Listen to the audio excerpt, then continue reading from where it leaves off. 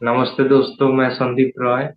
सभी को मेरा आत्मवंदन प्रणाम। तो दोस्तों, आज की स्वाध्याय कार्यक्रम में सभी को बहुत बहुत स्वागत है। दोस्तों, अभी तक हमारा पत्री जी का जो पुस्तक है आत्मयोगी भव, उसका स्वाध्याय चल रहा है। हमारे साथ मध्य प्रदेश भोपाल से पिरामिड मास्टर रचना गाजला जी जुड़ा हुआ है। रचना जी पिछले 4 सेशन में अब तक इस पुस्तक का 5 चैप्टर कंप्लीट किया है। आज चैप्टर 6 कंटिन्यू होगा। तो पतंजलि जी का इस अद्भुत पुस्तक से हम बहुत कुछ जानकारी मिल रहा है हम लोगों को। मैडम को बहुत बहुत स्वागत है पीएमसी त्रिपुरा का आज की स्वाध्याय कार्यक्रम में। Welcome madam. Thank you. यहाँ उपस्थित सभी लोगों को मेरा हृदय से नमन प्रणाम। और जैसा कि हम सभी जानते हैं कि हम हमारे गुरु पितामह पत्री सर की बुक आत्मयोगी भव का स्वाध्याय कर रहे हैं। और हमारा आज चैप्टर 6 और 7 को हम लेंगे। तो मैं चाहूंगी कि 2 मिनट के लिए हम आंखें बंद करें ताकि हम इस ज्ञान को लेने की स्थिति में आ जाएं। तो सभी लोग 2 मिनट के लिए आंखें बंद करेंगे।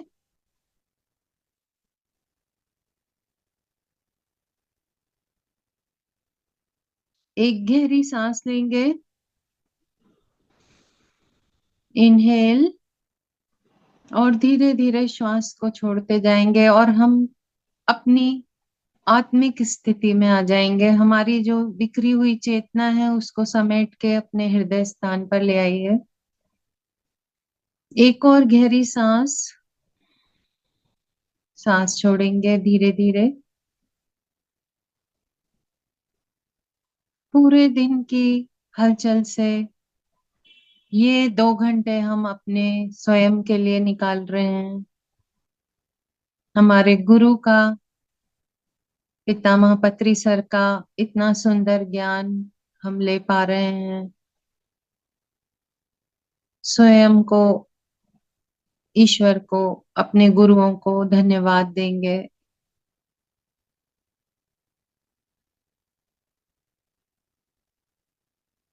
इतना सुंदर अवसर हमें प्राप्त हुआ।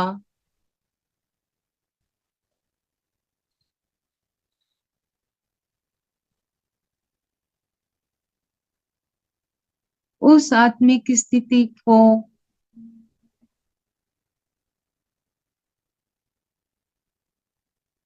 प्राप्त करने की कोशिश करेंगे जिसमें पितामह पत्री सर का ये ज्ञान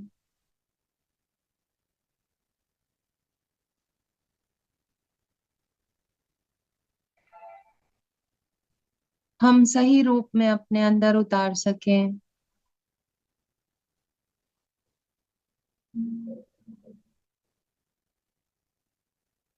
हमें भी वो चेतना का स्तर प्राप्त हो कि ये ज्ञान सही अर्थों में हमारे से सब तक पहुंचे।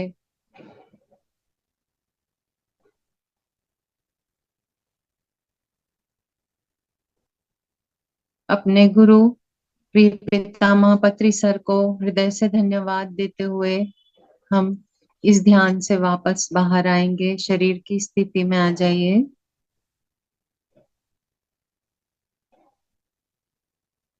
धीरे धीरे आंखों को खोल लीजिए। तो आज का चैप्टर हम स्टार्ट करते हैं। ये ध्यान महाचक्र 6 2015 की बात है। महेश्वरा महापिरामिड करताल। ध्यान महाचक्र में छठवां महाचक्र था ये। और जैसा कि आप सभी जानते हैं कि दिसंबर माह में करताल में हमारा एक महेश्वरा पिरामिड है, महापिरामिड है। एशिया का सबसे बड़ा ध्यान करने का स्थान जो पिरामिड के शेप में बना है। तो हर साल वहां पर 21 दिसंबर से 31 दिसंबर तक हमारा ध्यान महाचक्र का कार्यक्रम होता है। आप सभी जो लोग भी जाना चाहें पहले से रजिस्ट्रेशन करके आप जा सकते हैं। आने वाले दिसंबर में फिर से करताल में हम ऐसे महाचक्र में हिस्सा ले सकते हैं। तो पितामह ने वहां पर हर महाचक्र में जो ज्ञान हमसे साझा किया, उस ज्ञान को कंबाइन करके इस पुस्तक का सृजन हुआ है। तो आज छठवां अध्याय, 28 दिसंबर को पितामह ने कहा कि हम अपनी इच्छा से जीते हैं। तो यहाँ पे पत्री सर कह रहे हैं कि जीना है तो ओशो की तरह जीना है। 25 सालों से पिरामिड मास्टर्स दुनिया को यही संदेश दे रहे हैं कि प्रत्येक दिन खुद की उन्नति के लिए परिपूर्णता से जीना है। एक भी क्षण व्यर्थ ना गवाएं और एक भी बात व्यर्थ ना करें। हमारा कार्य आनापाना सती ध्यान करना, ध्यान सिखाना और पिरामिड बनाना है। तो यहाँ पे पितामह बता रहे हैं कि शरीर रूपी वृक्ष पर, जो शरीर रूपी वृक्ष है, उस पर दो स्वर्ण पक्षियों ने आश्रय लिया है, जो एक ही जगह पर पैदा हुए। और एक पक्षी जीव और एक पक्षी देव है। जीव नाटक करता रहता है और देव साक्षी भाव से देखता रहता है। जीव तरह तरह के कच्चे पक्के खट्टे मीठे फल खाता है। देव कुछ भी नहीं खाता, केवल साक्षी भाव से देखता रहता है। तो यहाँ पे पितामह ये पक्षियों के माध्यम से क्या कहना चाह रहे हैं? यहाँ पे वो कहना चाह रहे हैं कि शरीर शरीर रूपी जो वृक्ष है, उस पर दो स्वर्ण पक्षियों ने आश्रय लिया है। तो एक तो जीव है, एक जीव है, और दूसरा कौन है? दूसरा जो है वो पक्षी देव है। तो यहाँ पे जीव किसको कहा जा रहा है? जीव वो कुटस्थ आत्मा है जिसके ऊपर धूल जमी हुई है, लोभ मोह, और जो भूल गया है कि मैं यहाँ धरती पर क्यों आया था।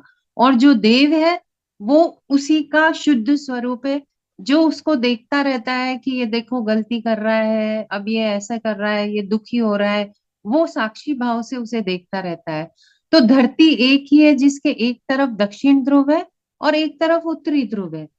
ऐसे ही वृक्ष के एक तरफ कर्म करने वाली जीवात्मा है और दूसरी तरफ साक्षी भाव से देखने वाली आत्मा है। हम अपने कर्मों के स्वयं ही साक्षी हैं। जिस तरह जब मैं गा रहा हूं तो मेरा गाना मैं सुन भी रहा हूँ, लोग भी सुन रहे हैं। ऐसे ही जब हम बात करते हैं तब हम अपने ही कानों से अपनी बातें भी सुनते हैं। हमारे कान हमारी बातों के साक्षी हैं। मेरे जीवन के लिए आप साक्षी साक्षी नहीं बन सकते और आपके जीवन के लिए मैं साक्षी नहीं बन सकता। तो यहाँ पे हमको क्या बताया जा रहा है कि ज्यादा ध्यान करके, जीवन को आनंद से जीकर और सबकी सहायता करके आत्मा परिपक्व होती है। जीवन विधान शास्त्र में हम हमेशा विद्यार्थी हैं। ये इस लेसन का मुख्य लेसन हमको दिया गया है आगे, जिसके बारे में हम डिटेल में बात करेंगे। पर यहाँ पे क्या बता रहे हैं पितामह कि जो जब मैं गाना गा रहा हूं तो मैं खुद सुनता भी हूँ, ऐसे ही तो मैं, मेरे जो कान है वो क्या है, वो साक्षी हैं, वो साक्षी भाव से सुनते रहते हैं जो भी मैं गा रहा हूँ। ऐसे ही आपका जीवन चल रहा है तो मैं उसमें ये साक्षी नहीं हो सकता। आप स्वयं अपने जीवन को चलते हुए देख रहे हो तो उसे साक्षी भाव से देखो। तो आपके लिए मैं साक्षी नहीं हो सकता और मेरे लिए आप साक्षी नहीं बन सकते। यहाँ पे ये कहना चाह रहे हैं पितामह। तो जीवात्मा के स्तर पर आप अपने आप को देख सकते हैं, लेकिन आत्मा के स्तर पर साक्षीवत जीवन को आप नहीं देख सकते। आध्यात्मिक शास्त्र का यह हर्मेटिक सिद्धांत है। तो हर्मेटिक सिद्धांत या हर्मेटिक प्रिंसिपल क्या है? As above so below, as below so above. जैसा ऊपर है वैसा नीचे है, जैसा नीचे है वैसे ही ऊपर है। तो यहाँ नीचे ऊपर क्या बात कर रहे हैं?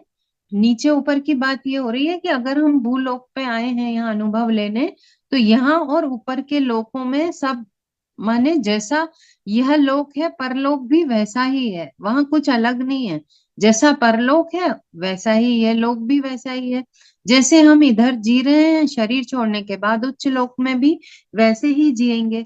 इस लोक में आत्मा को परिपक्व होना है। मतलब कैसे होगी अब आत्मा परिपक्व? ध्यान करके, जीवन को आनंद से जीने जीने के बाद तभी हमारी आत्मा परिपक्व होती है। तो हम यहाँ पर जो अर्थ पे या भूलोक पे आते हैं तो हम विद्यार्थी रहते हैं हमेशा। यहाँ पे ये बताया जा रहा है संगीत और आध्यात्मिकता का कोई अंतिम छोर नहीं है, इसमें सदा ही विद्यार्थी रहते हैं।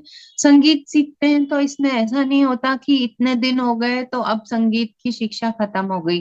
वो अनंत है, आप जितनी प्रैक्टिस अभ्यास करोगे उसका कोई अंत नहीं है, कोई सीमा नहीं है संगीत की, उसमें आप आगे बढ़ते जा सकते हो। ऐसे ही आध्यात्मिकता का कोई अंतिम छोर नहीं है कि अब इतने साल हो गए, या मेरी थर्ड आई ओपन हो गई, या मेरी कुंडलिनी जागृत हो गई, या मैंने कुछ पुराना जन्म देख लिया, आकाशिक रिकॉर्ड देख लिया तो मेरी आध्यात्मिकता पूर्ण हो गई।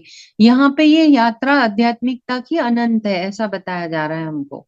हमें हर क्षण प्रत्येक व्यक्ति से सीखना है, हमें दूसरों के लिए नहीं खुद के लिए जीना है। तो हमको यहाँ पे ये थोड़ा क्लियर करेंगे कि वो क्या कहना चाह रहे हैं। हम हमेशा बोलते हैं ना दूसरों के लिए जियो, माने दूसरों की हेल्प करो, यहाँ वो बात नहीं कर रहे हैं। यहाँ पे पत्री सर बता रहे हैं कि हमें दूसरों के लिए नहीं खुद के लिए जीना है। हमें कबीर, ओशो और जीसस की तरह से जीना है। माने कबीर, ओशो और जीसस कैसे जिए थे? खुद के लिए जिए थे। माने उन्होंने कभी भी कोई काम डर के नहीं किया था, उन्होंने किसी लालच में नहीं किया, वो कभी इस तरह मोह में नहीं फंस के रहे। तो हमको क्या करना है? हम क्या करते हैं अपने जीवन में? या तो हम मोह में बंधे रहते हैं अपने बच्चों से, अपने लोगों से, या हमें कोई लालच होता है कि ऐसा कर दें तो ये मिल जाएगा, तो हम उस लालच में रहते हैं। या हमारी इतनी इतनी इच्छाएं रहती हैं कि ये मिल जाए वो मिल जाए, तो क्या होता है, हम हमें वो पाने के लिए हम दूसरों पे डिपेंड हो जाते हैं। तो यहाँ पे क्या बताया जा रहा है कि खुद के लिए जियो आप। जो अपनी इच्छा से जीता है वही मास्टर है। हम देखते हैं घरों में देखा होगा अपने, घरेलू हिंसा हो रही है, लोग झेल रहे हैं उसको, और क्या होता है वहां पे? हमारे ही डर होते हैं, हमारे फियर होते हैं, हमारा लालच होता है, सिक्योरिटी इनसिक्योरिटीज होती है हमारी, कि कोई बात नहीं मैं कहाँ जाऊंगी, ऐसा सोच के हम वहां पे मार खाते रहते हैं, पिटते रहते हैं। तो क्या होता है, आप आत्मसम्मान के साथ नहीं जी रहे हो, अपनी आत्मा को आपने बंदी बना दिया है। तो वहां पे इस तरह से जब भी कोई भी सिचुएशंस हमारे जिंदगी में आती हैं जिसमें बॉस के साथ हो या घर के लोगों के साथ हो, हम अपने आप को अपनी पूर्णता में नहीं जी रहे हैं, हम दब के रहते हैं, डर के रहते हैं, हमारी इनसिक्योरिटीज हमारे ऊपर हावी रहती हैं, या हम किसी को खुश करना चाहते हैं कि कुछ भी हो जाए ये व्यक्ति खुश हो जाए। तो वो जीना जीना नहीं है। यहाँ पे बताया जा रहा है कि खुद के लिए जीना है, जैसे कबीर जिए, जैसे जीसस जिए, जैसे ओशो जिए। ओशो को आपने देखा था, उनको जो सही लगता था वही बोला उन्होंने, चाहे सारा समाज, चाहे सारी दुनिया, सारे देश उनके खिलाफ हो गए, लेकिन उन्होंने जो सत्य था, जो उनको सही लगता था वैसा बोला, और जो जीवन वो जिस तरह जीना चाहते थे वैसा ही जीवन उन्होंने जिया। तो हमको यही बताया जा रहा है कि हमें अपने लिए जीना है, खुद के लिए, और सही मास्टर वही है जो अपनी इच्छा से जीता है। ठीक है। 29 दिसंबर, हम सब भगवान हैं। हम एक ही सिक्के के दो पहलू हैं। मतलब जैसे एक सिक्का होता है उस पे हेड एंड टेल होता है, तो वैसे ही क्या है, एक तरफ तो हम मनुष्य हैं और दूसरी तरफ हम भगवान हैं। तो ऐसा नहीं है कि हम या तो भगवान है या मनुष्य हैं, हम दोनों हैं एक ही साथ। एक ही समय पर हम मनुष्य भी हैं और भगवान भी हैं। मनुष्य कम है ऐसा हम सोचते हैं, पर सिक्के के दोनों पहलू बराबर होते हैं। जो यह जान गया वही आत्मज्ञानी है। मानव शरीर में हम नव रसों के साथ अभिनय करते हैं। आपने पढ़े होंगे हिंदी में 9 रस पढ़े हैं सबने, श्रृंगार रस, हास्य रस, विभत्स रस, कितने सारे रस हैं। उन रसों के साथ कभी हम डर रहे हैं, कभी हम प्यार कर रहे हैं, तो हर रस का अनुभव लेते हुए अभिनय करते रहते हैं हम यहाँ भूलोक में। आप ही भगवान हो जो मनुष्य शरीर धारण करके अनुभव के लिए आए हो। आप मनुष्य, आप स्वयं भगवान हो, लेकिन मनुष्य का शरीर धारण करके अनुभव लेने के लिए यहाँ आए हो। हम खुद के बारे में नहीं जानते इसलिए रोते हैं। हम भगवान को ढूंढने के लिए मक्का, मदीना, काशी, मानसरोवर सब जगह भागते रहते हैं। एक भगवान ही दूसरे भगवान को ढूंढ रहा है। यहाँ पे ये कितनी सुंदर बात कही है उन्होंने, कहा है कि अगर हम इस तरह यहाँ वहां भटक रहे हैं तो इसका मतलब कि एक भगवान दूसरे भगवान को ढूंढने के लिए यहाँ वहां भटक रहा है। तो यहाँ पे याद रखने वाली बात यह है कि हम सिक्के के एक पहलू की तरह, एक तरफ तो हम भगवान हैं और एक तरफ हम मनुष्य भी हैं। तो जब तक हम नहीं जागते हम मनुष्य हैं, जब हम ध्यान करके जाग जाते हैं तो हम भगवान हैं। तो महाभारत के युद्ध में अभिमन्यु के मरने के बाद यहाँ बताया जा रहा है कि अर्जुन बहुत ही दुखी हुआ। जब अभिमन्यु को मार दिया था ना युद्ध में, तब अर्जुन बहुत दुखी था। तब श्री कृष्ण अर्जुन को उस लोक में लेकर गए जहां अभिमन्यु था। अर्जुन जब अभिमन्यु को देखकर गले मिलने लगा तो अभिमन्यु ने कहा कि तुम कौन हो? तो तुम्हारे आने से मेरी शांति भंग हो गई है। अर्जुन ने कहा मैं तुम्हारा पिता हूँ। अभिमन्यु ने कहा धरती पर केवल तुमने मेरी पिता की भूमिका निभाई, धरती पर मैं तुम्हारे पुत्र की भूमिका निभा रहा था। अब वह भूमिका समाप्त हो गई है, इसलिए अब तुम मेरे पिता नहीं हो, तुम जाओ। मेरी शांति भंग मत करो, यहाँ मैं बहुत आनंद से हूँ। कितनी अच्छी बात बताई। तो यहाँ पे क्या बताया जा रहा है हमको कि हम मोह में फंसे रहते हैं कि मेरा बेटा मर गया, मेरा बेटा मर गया, लेकिन क्या वो बेटा कहाँ है आपका? यहाँ पे सिर्फ वो एक आपके साथ एक अभिनय कर रहा था, जो पुत्र के रूप में एक नाटक करने यहाँ आया था। आप पिता का या माँ का रोल अदा कर रहे थे। पर वो अगर वो चला गया है तो वो वहां दूसरे लोक में जो है जब जाता है तो हम क्या सोचते हैं कि हमारा, मैं इसकी पति, मेरा ये पति है या ये मेरी पत्नी है, अब हमारा 7 जन्मों का साथ है। ये सब बातें हम करते रहते हैं यहाँ बैठ के। तो ये क्या बताया जा रहा है हमें? यहाँ हम समझते हैं कि हमारा सबके साथ जन्म जन्मों का बंधन है। ये सब अज्ञान की बातें हैं। जो मर जाते हैं हम उनकी आत्म शांति के लिए तर्पण करते हैं। अभी देखा था सबने, श्राद्ध आए तो सब लोग तर्पण करते हैं, जो भी रिचुअल है उनके, वो जो चले आ रहे हैं उनको करते हैं। हम सोचते हैं कि वो जो आत्मा है वो अशांत है, हमें उनकी शांति के लिए कुछ करना है। लेकिन वास्तविकता ये है कि हम अशांत हैं, वो उच्च लोकों में खुशी से रह रहे हैं। एक बार अप्सरा उर्वशी अर्जुन पर मोहित हो गई। तो क्या हुआ? अर्जुन ने कहा आप मेरी माता के समान हो, और उसकी इच्छा को नकार दिया। उस समय उर्वशी ने गुस्से में आकर अर्जुन को श्राप दे दिया। क्या कहा उसने? कहा तुम 1 साल तक नपुंसक बनकर रहोगे क्योंकि तुमने मेरी इच्छा का अपमान किया है। यह श्राप ही अज्ञातवास के समय अर्जुन के लिए वरदान बन गया। उसने, उर्वशी ने तो उसको श्राप दिया था, पर वो, उसने जो जब इनको वनवास हो गया था तब आखिरी के वर्ष में जो पांडव हैं उन्हें अज्ञातवास में जाना था कि कोई पहचान ना ले। अगर वो कोई पहचान लेता तो उन्हें फिर से 14 साल वनवास हो जाता। इसलिए उस समय पे क्या हुआ, अर्जुन ने अपने उस श्राप को, वो श्राप जो उसको मिला था नपुंसक होने का, वो श्राप ही उसके लिए वरदान साबित हो गया। ठीक है, क्योंकि वो की पहचान छुपी रही 1 साल तक। तो क्या होता है कि यह श्राप ही अज्ञातवास के समय अर्जुन के लिए वरदान बन गया। सुज्ञानी को श्राप वरदान हो जाता है, और अज्ञानी के लिए जब वरदान भी दिया जाए तो वो श्राप बन जाता है, क्योंकि वो मूर्ख है ना, अज्ञानी है। तो उसके लिए वो वरदान भी ईश्वर अगर दे दें उसको तो वो उसको श्राप बना देगा। हिरण्यकश्यप ने प्रहलाद से पूछा तुम्हारा भगवान कहाँ है? प्रहलाद ने कहा वो कण कण में है। तब हिरण्यकश्यप ने कहा क्या इस स्तंभ में भी है? तो प्रहलाद ने कहा इस स्तंभ में भी। जैसे हिरण्यकश्यप पर वार किया उसमें से नरसिंह भगवान प्रकट हुए, और हिरण्यकश्यप का वरदान ही उसके लिए श्राप बन गया। ठीक है। तो यहाँ पे हमको ये बताया जा रहा है कि वो जो ईश्वर है, जो वो किसी एक जगह पे नहीं है कि चारों धामों की यात्रा कर ली तो ईश्वर मिल गया, या गंगा नहा ली तो ईश्वर मिल गया। वो बता रहे हैं कि वो कण कण में है, यहाँ पर हर जगह है वो। एक बार संत ज्ञानेश्वर एक और एग्जाम्पल बता रहे हैं एक स्टोरी के द्वारा यहाँ पे पत्री सर, कि एक बार संत ज्ञानेश्वर अपने गुरु से मिलने जंगल में गए। वहां पुरातन शिव मंदिर में गुरु शिवलिंग पर पांव रखकर सोए थे। उनके जो गुरु थे वो शिवलिंग पे पांव रख के सो रहे थे। तब संत ज्ञानेश्वर ने जैसे ही देखा गुरु को तो उन्होंने कहा यह पाप है, आप अपने पांव नीचे रखें। जैसे ही उन्होंने पांव नीचे किए तो वहां एक नया शिवलिंग और आ गया। जहां जहां गुरु ने पांव रखे वहां वहां शिवलिंग आ गया। तब ज्ञानेश्वर जो थे उनको ज्ञान प्राप्त हुआ कि ईश्वर हर जगह है। ऐसा नहीं है कि ईश्वर किसी मूर्ति में है या किसी किसी तीर्थ स्थान में ही बैठा है। ईश्वर हर जगह हर कण में है, ये बता रहे हैं पत्री सर। तो अब नेक्स्ट हम आगे चलते हैं। 30 दिसंबर, श्रद्धा और सबूरी। साईं बाबा ने जीवन में श्रद्धा और सबूरी ये दो बातें सिखाई हैं। श्रद्धा और सबूरी एक ही सिक्के के दो पहलू हैं।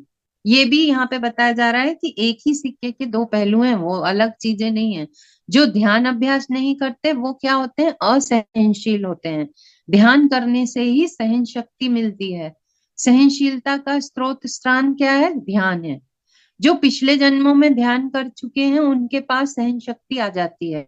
और जो पिछले जन्म में अगर साधना आप नहीं की है तो इस जन्म से साधना शुरू कर देनी चाहिए, क्योंकि कई जन्म लेने के बाद हम इस जन्म में आए हैं।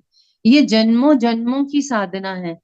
तो यहाँ पे क्या होता है, जब हम पुराने जन्मों में ध्यान साधना करके आते हैं तो क्या होता है, हमारी सहन शक्ति का विकास हो चुका होता है।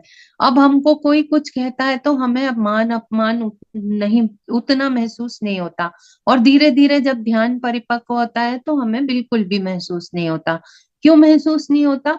क्योंकि हमें ये समझ में आ जाता है कि मैं शरीर नहीं हूं, मैं आत्मा हूं, और आत्मा को कुछ बुरा नहीं लगता। आत्मा हमेशा शुद्ध है, शुद्ध है। और वो जो अपमान कर रहा है उस वो भी वही शुद्ध आत्मा है, वही वो भी ईश्वर है, मैं भी ईश्वर हूँ। तो यहाँ पे जब ध्यान करते हैं तभी ये बात पता लगती है। तो ध्यान करने से हमें बताया जा रहा है कि सहन शक्ति मिलती है। सहनशीलता का स्रोत स्थान क्या है, ध्यान। जैसे कि रामायण में श्री राम सहनशीलता का उदाहरण है। वनवास के समय वह बिना कोई प्रश्न किए वन में चले गए, और उनकी जगह कोई और मनुष्य होता तो वो क्या करता, अपने पिता से लड़ता संपत्ति के लिए, और उस राजा बनने के लिए लड़ता, माँ को भी भला बुरा कहता। पर क्या श्री राम ने ऐसा किया? नहीं। सीता माता ने बिना कोई प्रश्न किए अग्नि में प्रवेश किया। उन्होंने अपने पति से लड़ाई नहीं की कि मैं क्यों परीक्षा दूं। तो यहाँ पे ये बताया जा रहा है कि जब हम बहुत ध्यान साधना करते हैं तब हम में ये गुण डेवलप होता है, जो है सहनशीलता। प्रपंच में सहनशीलता अति आवश्यक है। प्रपंच का क्या मतलब हुआ यहाँ पे? प्रपंच माने ये जो फिजिकल लाइफ में, माया में, द्वैत में हम रह रहे हैं, यहाँ पे हमको बहुत सहनशील होना है। क्योंकि यहाँ पे हमारे आसपास इतने सारे लोग हैं और सबकी अपनी अलग यात्रा चल रही है। कोई बेबी सोल है, कोई यंग सोल है, कोई मैच्योर सोल है। तो वो अपनी अपनी स्थिति के अनुसार ही हमसे व्यवहार करते हैं। तो हमको यहाँ पे सहनशीलता बहुत जरूरी होती है, ये बताना चाह रहे हैं पत्री सर। दुख सुख मान अपमान को एक समान रहना सहना ही क्या है, सहनशीलता है।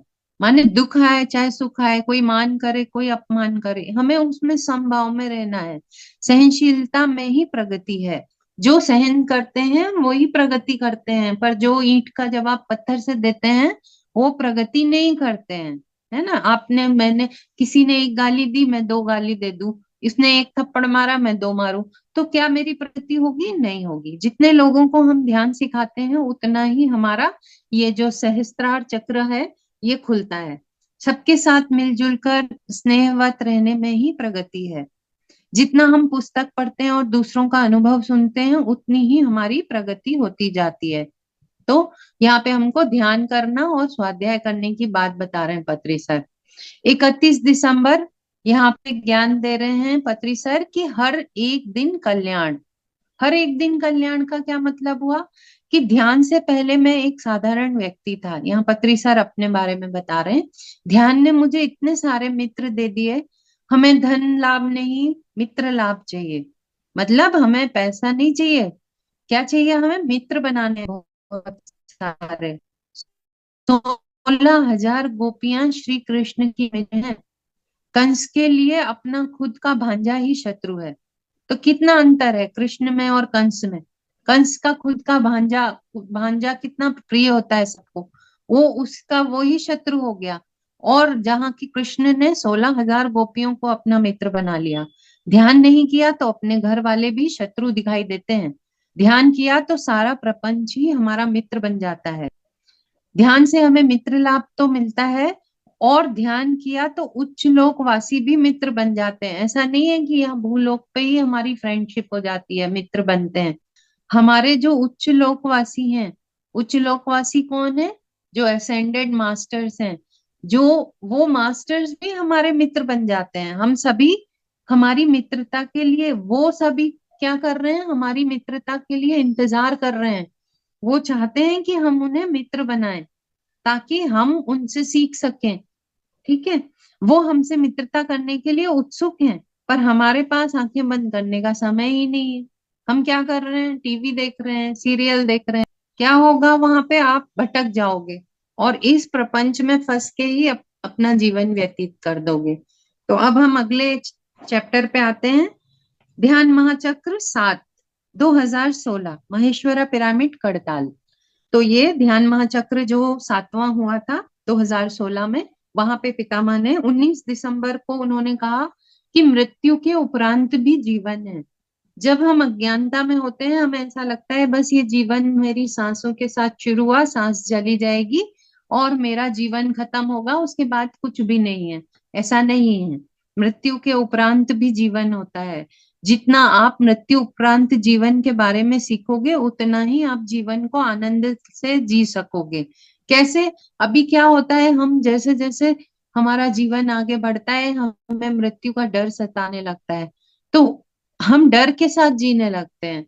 अरे बुढ़ापे में मुझे कौन देखेगा, डिपेंड हो जाते हैं। हम अपने जीवन को एक बुरी स्थिति में ले आते हैं, क्योंकि हमारे अंदर इतने सारे डर आ जाते हैं। तो यहाँ हमें बताया जा रहा है कि आप अनंत हो, आपका जीवन कभी समाप्त नहीं होगा। ऐसा नहीं है कि ये शरीर खत्म हो गया, ये तो आप भी समाप्त हो गए। तो यहाँ बताया जा रहा है कि अगर आपको, सिल्विया ब्राउन ने अपनी पुस्तक सोल्स परफेक्शन में क्या बताया कि आत्मा की यात्रा के बारे में बहुत ही सुंदर अच्छा वर्णन किया है। कुछ आत्मा जल्दी शरीर छोड़ देती हैं और कुछ गर्भ से ही वापस चली जाती हैं। उनके माता पिता उस शोक में अपने प्रश्नों का उत्तर पाने के लिए ध्यान में आ जाते हैं। आपने देखा है कितने माँ बाप हैं, उनके पुत्र पुत्री, किसी का देहांत हो गया, हमारे प्रियजनों का देहांत हो जाता है, तब हमारे अंदर प्रश्न उठता है कि ऐसा क्यों हुआ, मृत्यु के बाद क्या होता है। वो प्रश्न जब उठता है तब हम ध्यान में आते हैं। तो यदि जीवन में सब कुछ सही है तो कोई भी ध्यान में नहीं आता, ये बता रहे हैं पत्री सर। जीवन से थक कर लोग ध्यान में आते हैं। सिल्विया ब्राउन और डोलोरेंस कैनन की पुस्तकें हर एक को पढ़नी चाहिए। जैसे एक बच्चा स्कूल जाने के समय रोता है, ऐसे ही हम धरती पर आने के समय रोते हैं। लेकिन धरती के जाने के समय जो खुशी से जाता है, वही कौन होता है? मुकद्दर का सिकंदर। मूवी देखी ना हमने? कौन होता है मुकद्दर का सिकंदर? जो हंसते हुए वापस जाता है। तो कौन हंसते हुए जाएगा? जो आत्मज्ञानी है। भूलोक क्या है? एक विद्यालय है। भूलोक ही उन्नत लोकों में जाने के लिए एकमात्र मार्ग है। सब लोग दुख झेल कर उसमें से निकलते हुए आत्मा उन्नत स्थिति में पहुंचती है। जब हम बहुत सालों तक, हाँ, बहुत जन्मों तक हर बार दुख झेल झेल के, क्या होता है, वो आत्मा वो सोने की तरह निखरती जाती है और उन्नत स्थिति में पहुंच जाती है। उन्नत स्थिति में पहुंचने के लिए हर बार भूलोक पे आना आवश्यक है। जब जब हम भूलोक पे आते हैं, हमारी टीचिंग्स होती हैं, लेसन सीखते हैं, तब क्या होता है, हम उन्नत स्थिति में हम पहुंचते जाते हैं। भूलोक में आए बिना आत्मा उन्नत नहीं हो सकती। जिस प्रकार यहाँ ध्यान महाचक्र में जगह जगह से सब लोग आए हैं, लेकिन महाचक्र संपन्न होने के बाद सब अपने अपने घर वापस चले जाएंगे। उसी प्रकार आत्मा धरती पर जन्म लेकर जीवन यापन करने के बाद उन्नत लोकों में चली जाती है। तो भूलोक क्या है? एक विद्यालय है, और सूक्ष्म लोक आत्मा का घर है। भूलोक क्या है? सिर्फ स्कूल है। तो भूलोक में जब स्कूल जाते हैं अगर हम, तो क्या वहीं रह जाते हैं क्या? नहीं रहते ना। तो हमको ये बता रहे हैं यहाँ पे पत्री सर कि सूक्ष्म लोक जो है वो आत्मा का घर है। हम यहाँ पे तो सिर्फ एक विद्यालय में जैसे सीखने आते हैं, ऐसे हम यहाँ आए हुए हैं। भूलोक पर आए बिना आत्मा की उन्नति संभव नहीं है। ठीक है। तो यहाँ पे अब हमको थोड़ा चक्रों के बारे में बता रहे हैं पितामह। वो बोल रहे हैं कि मूलाधार चक्र से मणिपुर चक्र की स्थिति तक आत्मा रोते हुए धरती पर आती है। सहस्त्रार की स्थिति में पहुंचकर आत्मा खुशी से धरती पर आती है। अगर हम सहस्त्रार स्थिति में पहुंच जाते हैं तब हमको ज्ञान प्राप्त हो जाता है, तो हम खुश हो के धरती पे आते हैं, रोते हुए नहीं आते। पिरामिड मास्टर्स जितने भी हैं, पिरामिड मास्टर्स सभी सहस्त्रार स्थिति में हैं। धरती पर सभी को शाकाहारी ध्यानी बनाने के लिए हम सभी खुशी से आए हैं। जैसे छोटा बच्चा रोते हुए स्कूल जाता है, लेकिन जब हम उच्च विद्यालय में पहुंचते हैं तो बच्चा, जब हम 10th 12th में पहुंचते हैं तो क्या रोते हुए स्कूल जाते हैं? नहीं। तो ऐसे ही जब बच्चा खुशी खुशी स्कूल जाता है, तो अन्य लोगों के मास्टर्स हमें बहुत प्यार से धरती पर भेजते हैं कि जाओ, हम आपके साथ हैं, हम आपकी मदद करेंगे।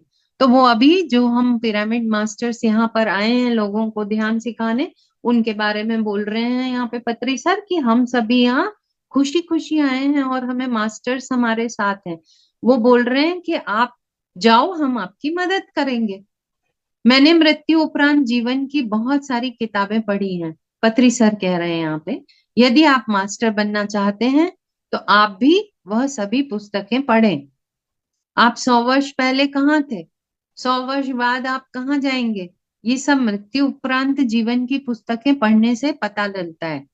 तो हमको वो सारी बुक्स पढ़नी चाहिए जिसमें मृत्यु उपरांत जीवन के बारे में बताया गया है। तभी हम ये जीवन को कैसे जी सकते हैं, खुश होके, आनंद से, पूर्णता के साथ। ठीक है। तो जो लोग भूलोक छोड़कर जा रहे हैं वह परीक्षा में उत्तीर्ण होकर जा रहे हैं, लेकिन जो लोग आत्महत्या करते हैं वह परीक्षा में अनुत्तीर्ण हो जाते हैं। तो यहाँ पे पत्री सर हमको बता रहे हैं कि जो लोग सुसाइड कर लेते हैं, आत्महत्या करते हैं, वो क्या होता है, वो फेल हो गए। एक तरह से भूलोक पे आए थे वो कुछ सीखने के लिए, लेकिन उन्होंने क्या किया, हार मान के अपने जीवन का अंत कर लिया। तो वो पास नहीं होते, अनुत्तीर्ण हो जाते हैं। यदि आप सहज मृत्यु से जाते हैं तो आप 100% सफल हुए। भले ही आप जीवन में ऐसा लगेगा आपको कि मैं कुछ नहीं कर पाया, पर अगर आप सहज मृत्यु से यहाँ सीखते हुए, सब करते हुए चले जाते हो, बीमारी से, किसी के साथ लड़ते हुए भी चले जाते हो, किसी को दुख देते हुए भी चले जाते हो, किसी भी तरह का अनुभव करते हुए आप सहज मृत्यु को प्राप्त होते हो, तो भी आप सफल होते हो 100%। पर अगर, तो फिर आगे मैं बताती हूँ इसमें क्या कह रहे हैं। 20 दिसंबर, आत्महत्या कदापि न करें। जैसे 5वीं कक्षा में उत्तीर्ण अनुत्तीर्ण होने पर फिर से 5वीं कक्षा की परीक्षा देनी पड़ती है, ऐसे ही उत्तीर्ण होने पर ही आप 6ठी कक्षा में प्रवेश कर सकते हैं।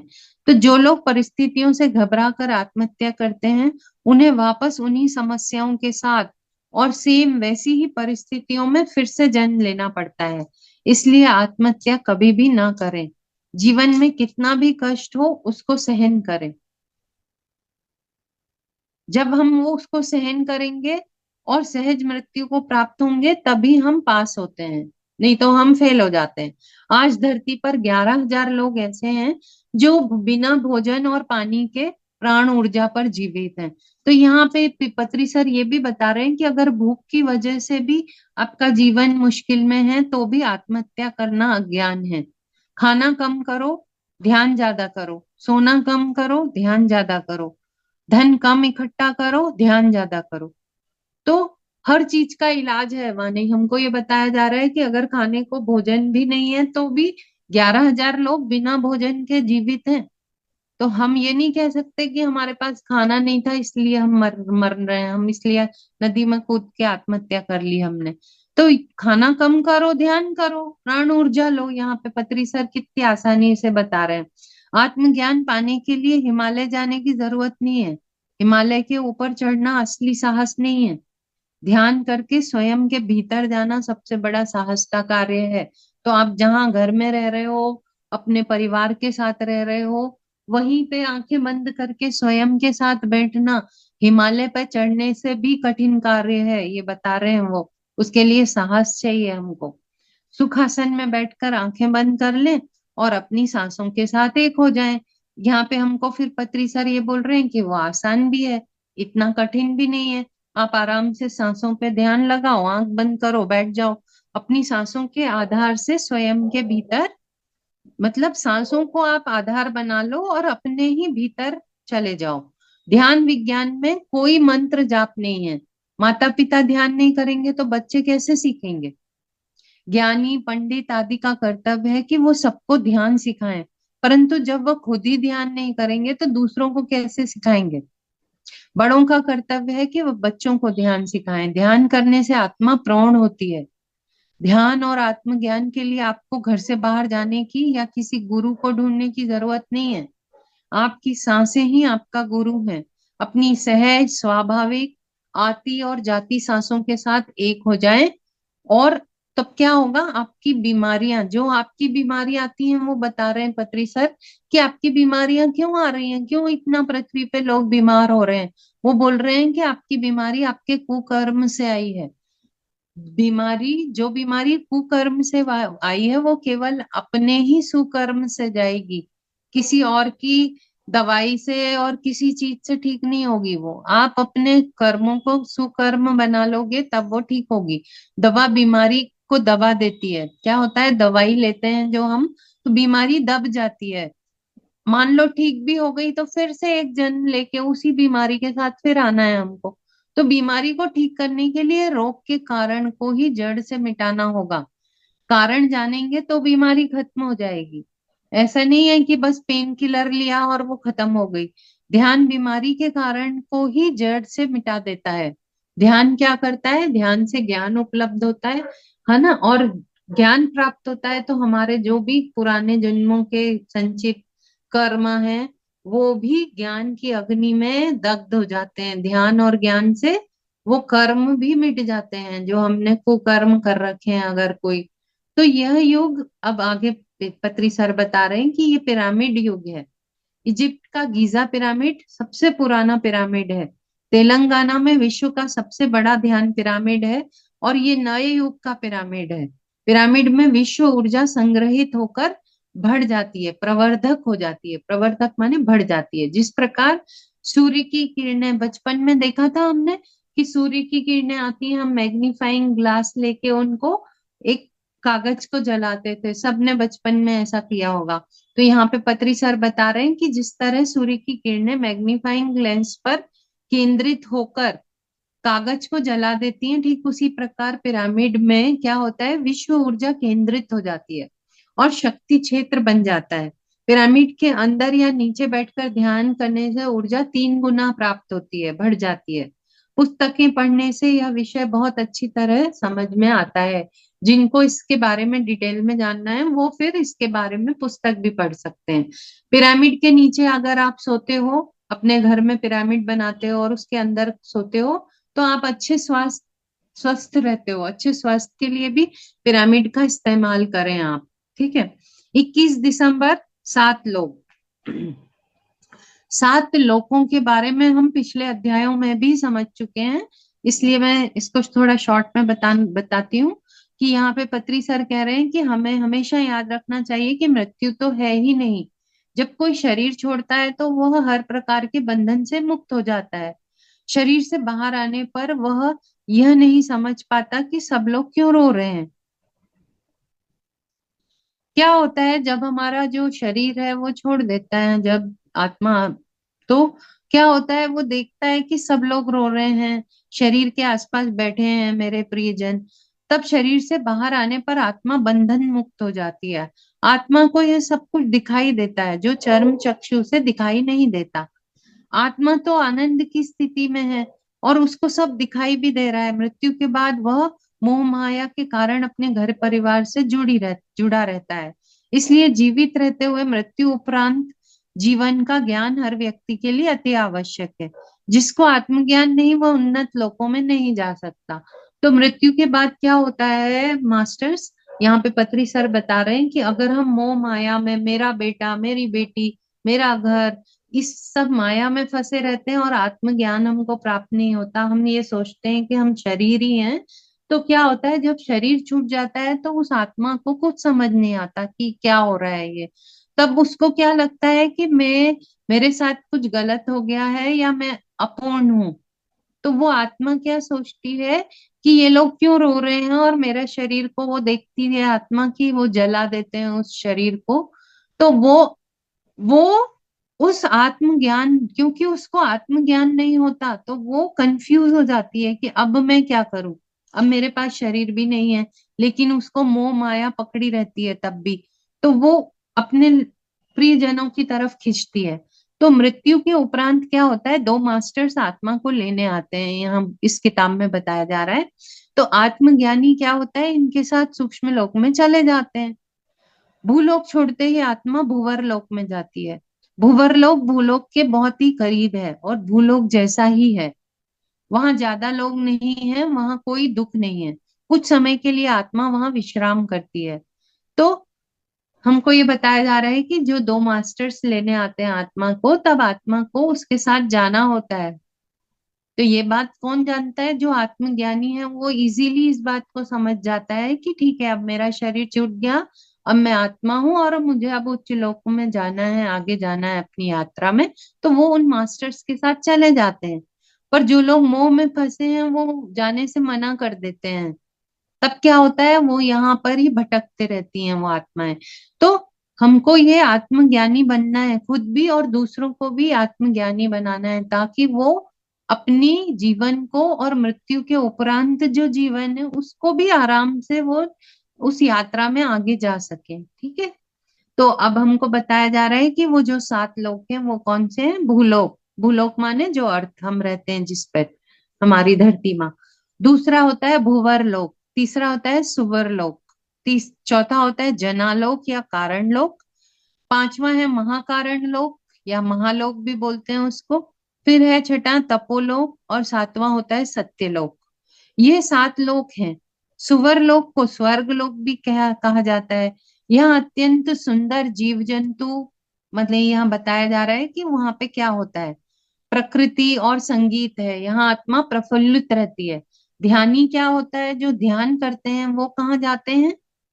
हाँ, सुंदर जीव जंतु, प्रकृति और संगीत होता है वहां, कहाँ पे, स्वर्ग लोक में। जहाँ आत्मा प्रफुल्लित रहती है वहां वो दुखी नहीं होती है, वो स्वयं खुश रहती है आत्मा। ध्यानी कहाँ जाते हैं, जो लोग भी ध्यान करते हैं वो तपोलोक जाते हैं। निस्वार्थ सेवा करने वाला महालोक जाता है। जो ध्यान करके ध्यान प्रचार करते हैं वो तपोलोक और सत्यलोक में जाते हैं। धरती पर जो आत्मा सत्य को जानकर सत्य के मार्ग पर चलती है, सत्य के साथ जीती है, वह सत्य लोक जाती है। ध्यान नहीं किया, समाज कल्याण भी नहीं किया, केवल साधारण मनुष्य की तरह जीवन जिया, तो आत्मा स्वर्ग लोक जाती है। जिस आत्मा ने सत्य को नहीं जाना वह जनालोक में जाती है। तो जब आप सत्य को जानते हो तभी आप उच्च लोकों में जा सकते हो। भूवर लोक क्या होता है, निम्न सूक्ष्म लोक है। सुवरलोक उच्च सूक्ष्म लोक है ना। अपर एस्ट्रल जो वर्ल्ड है वो है सुवरलोक। जनालोक कारण लोक है। महालोक महाकारण लोक है। जनालोक में सत्यलोक के मास्टर आकर आत्मा को ज्ञान देते हैं। कहाँ पर, जनालोक में अगर आप पहुंच गए हो तो सत्यलोक के मास्टर्स वहां पे आपको आके ज्ञान देते हैं। जनालोक में ज्ञान प्राप्त करने के बाद आत्मा भूलोक में आकर ध्यान करती है और अच्छे कर्म करती है। जैसे क्लर्क से अफसर बनने के लिए परीक्षाएं उत्तीर्ण करनी होती हैं, ऐसे ही भूवर लोक से आगे जाने के लिए धरती पर जन्म लेकर ध्यान करके आत्मज्ञान को प्राप्त करना होता है हमें। शाकाहारी, ध्यानी और आत्मज्ञानी बनकर ही आत्मा उच्च लोक में जा सकती है। जो आत्मा धरती पर आकर ये जान लेती है कि मैं भगवान हूँ, वह सत्य लोक जाती है। फिर उसे वापस धरती पर आने की जरूरत नहीं होती। कितना सुंदर ज्ञान है। 22 दिसंबर, गुरु और लघु। गुरु माने बड़ा, लघु माने छोटा, हम ये जानते हैं। अब देखते हैं पत्री सर क्या बोल रहे हैं। आध्यात्मिकता अर्थात इस बात का ज्ञान कि आत्मा सब कुछ कर सकती है। समस्त आध्यात्मिकता का सार यही है कि मैं शरीर नहीं आत्मा हूँ। मम आत्मा सर्वभूतात्मा, अर्थात मैं और तुम अलग नहीं हैं। गीता में भी बताया है ना कृष्ण जी ने, जिसको आत्मज्ञान है वह गुरु है, और जिसको आत्मज्ञान नहीं है वह लघु है। जो यह जानता है कि सभी में आत्मा है वह कौन है, महागुरु। तो यहाँ पे हमको बताया जा रहा है कि हमको अगर आत्मा का ज्ञान है तो हम लघु होते हैं, और अगर हमें ये पता है कि सब में वही आत्मा है तो हम महागुरु हो जाते हैं। अब बता रहे हैं पत्री सर कि अद्वैत का अर्थ है मैं और तुम एक ही हैं। द्वैत का अर्थ है एक होने पर भी हम अलग अलग हैं। तो हम यहाँ पे कहाँ हैं? थर्ड डायमेंशन भूलोक में जब रहते हैं तो हम द्वैत में फंसे रहते हैं, तू मैं, तू अलग है मैं अलग हूं, हम ऐसा सोचते हैं। पर अद्वैत का अर्थ है मैं और तुम एक ही हैं। विशिष्ट अद्वैत अर्थात तुम भी एक विशिष्ट आत्मा हो और मैं भी एक विशिष्ट आत्मा हूं। तो पहले हम द्वैत में रहते हैं, फिर अद्वैत को समझते हैं, फिर विशिष्ट अद्वैत को समझते हैं।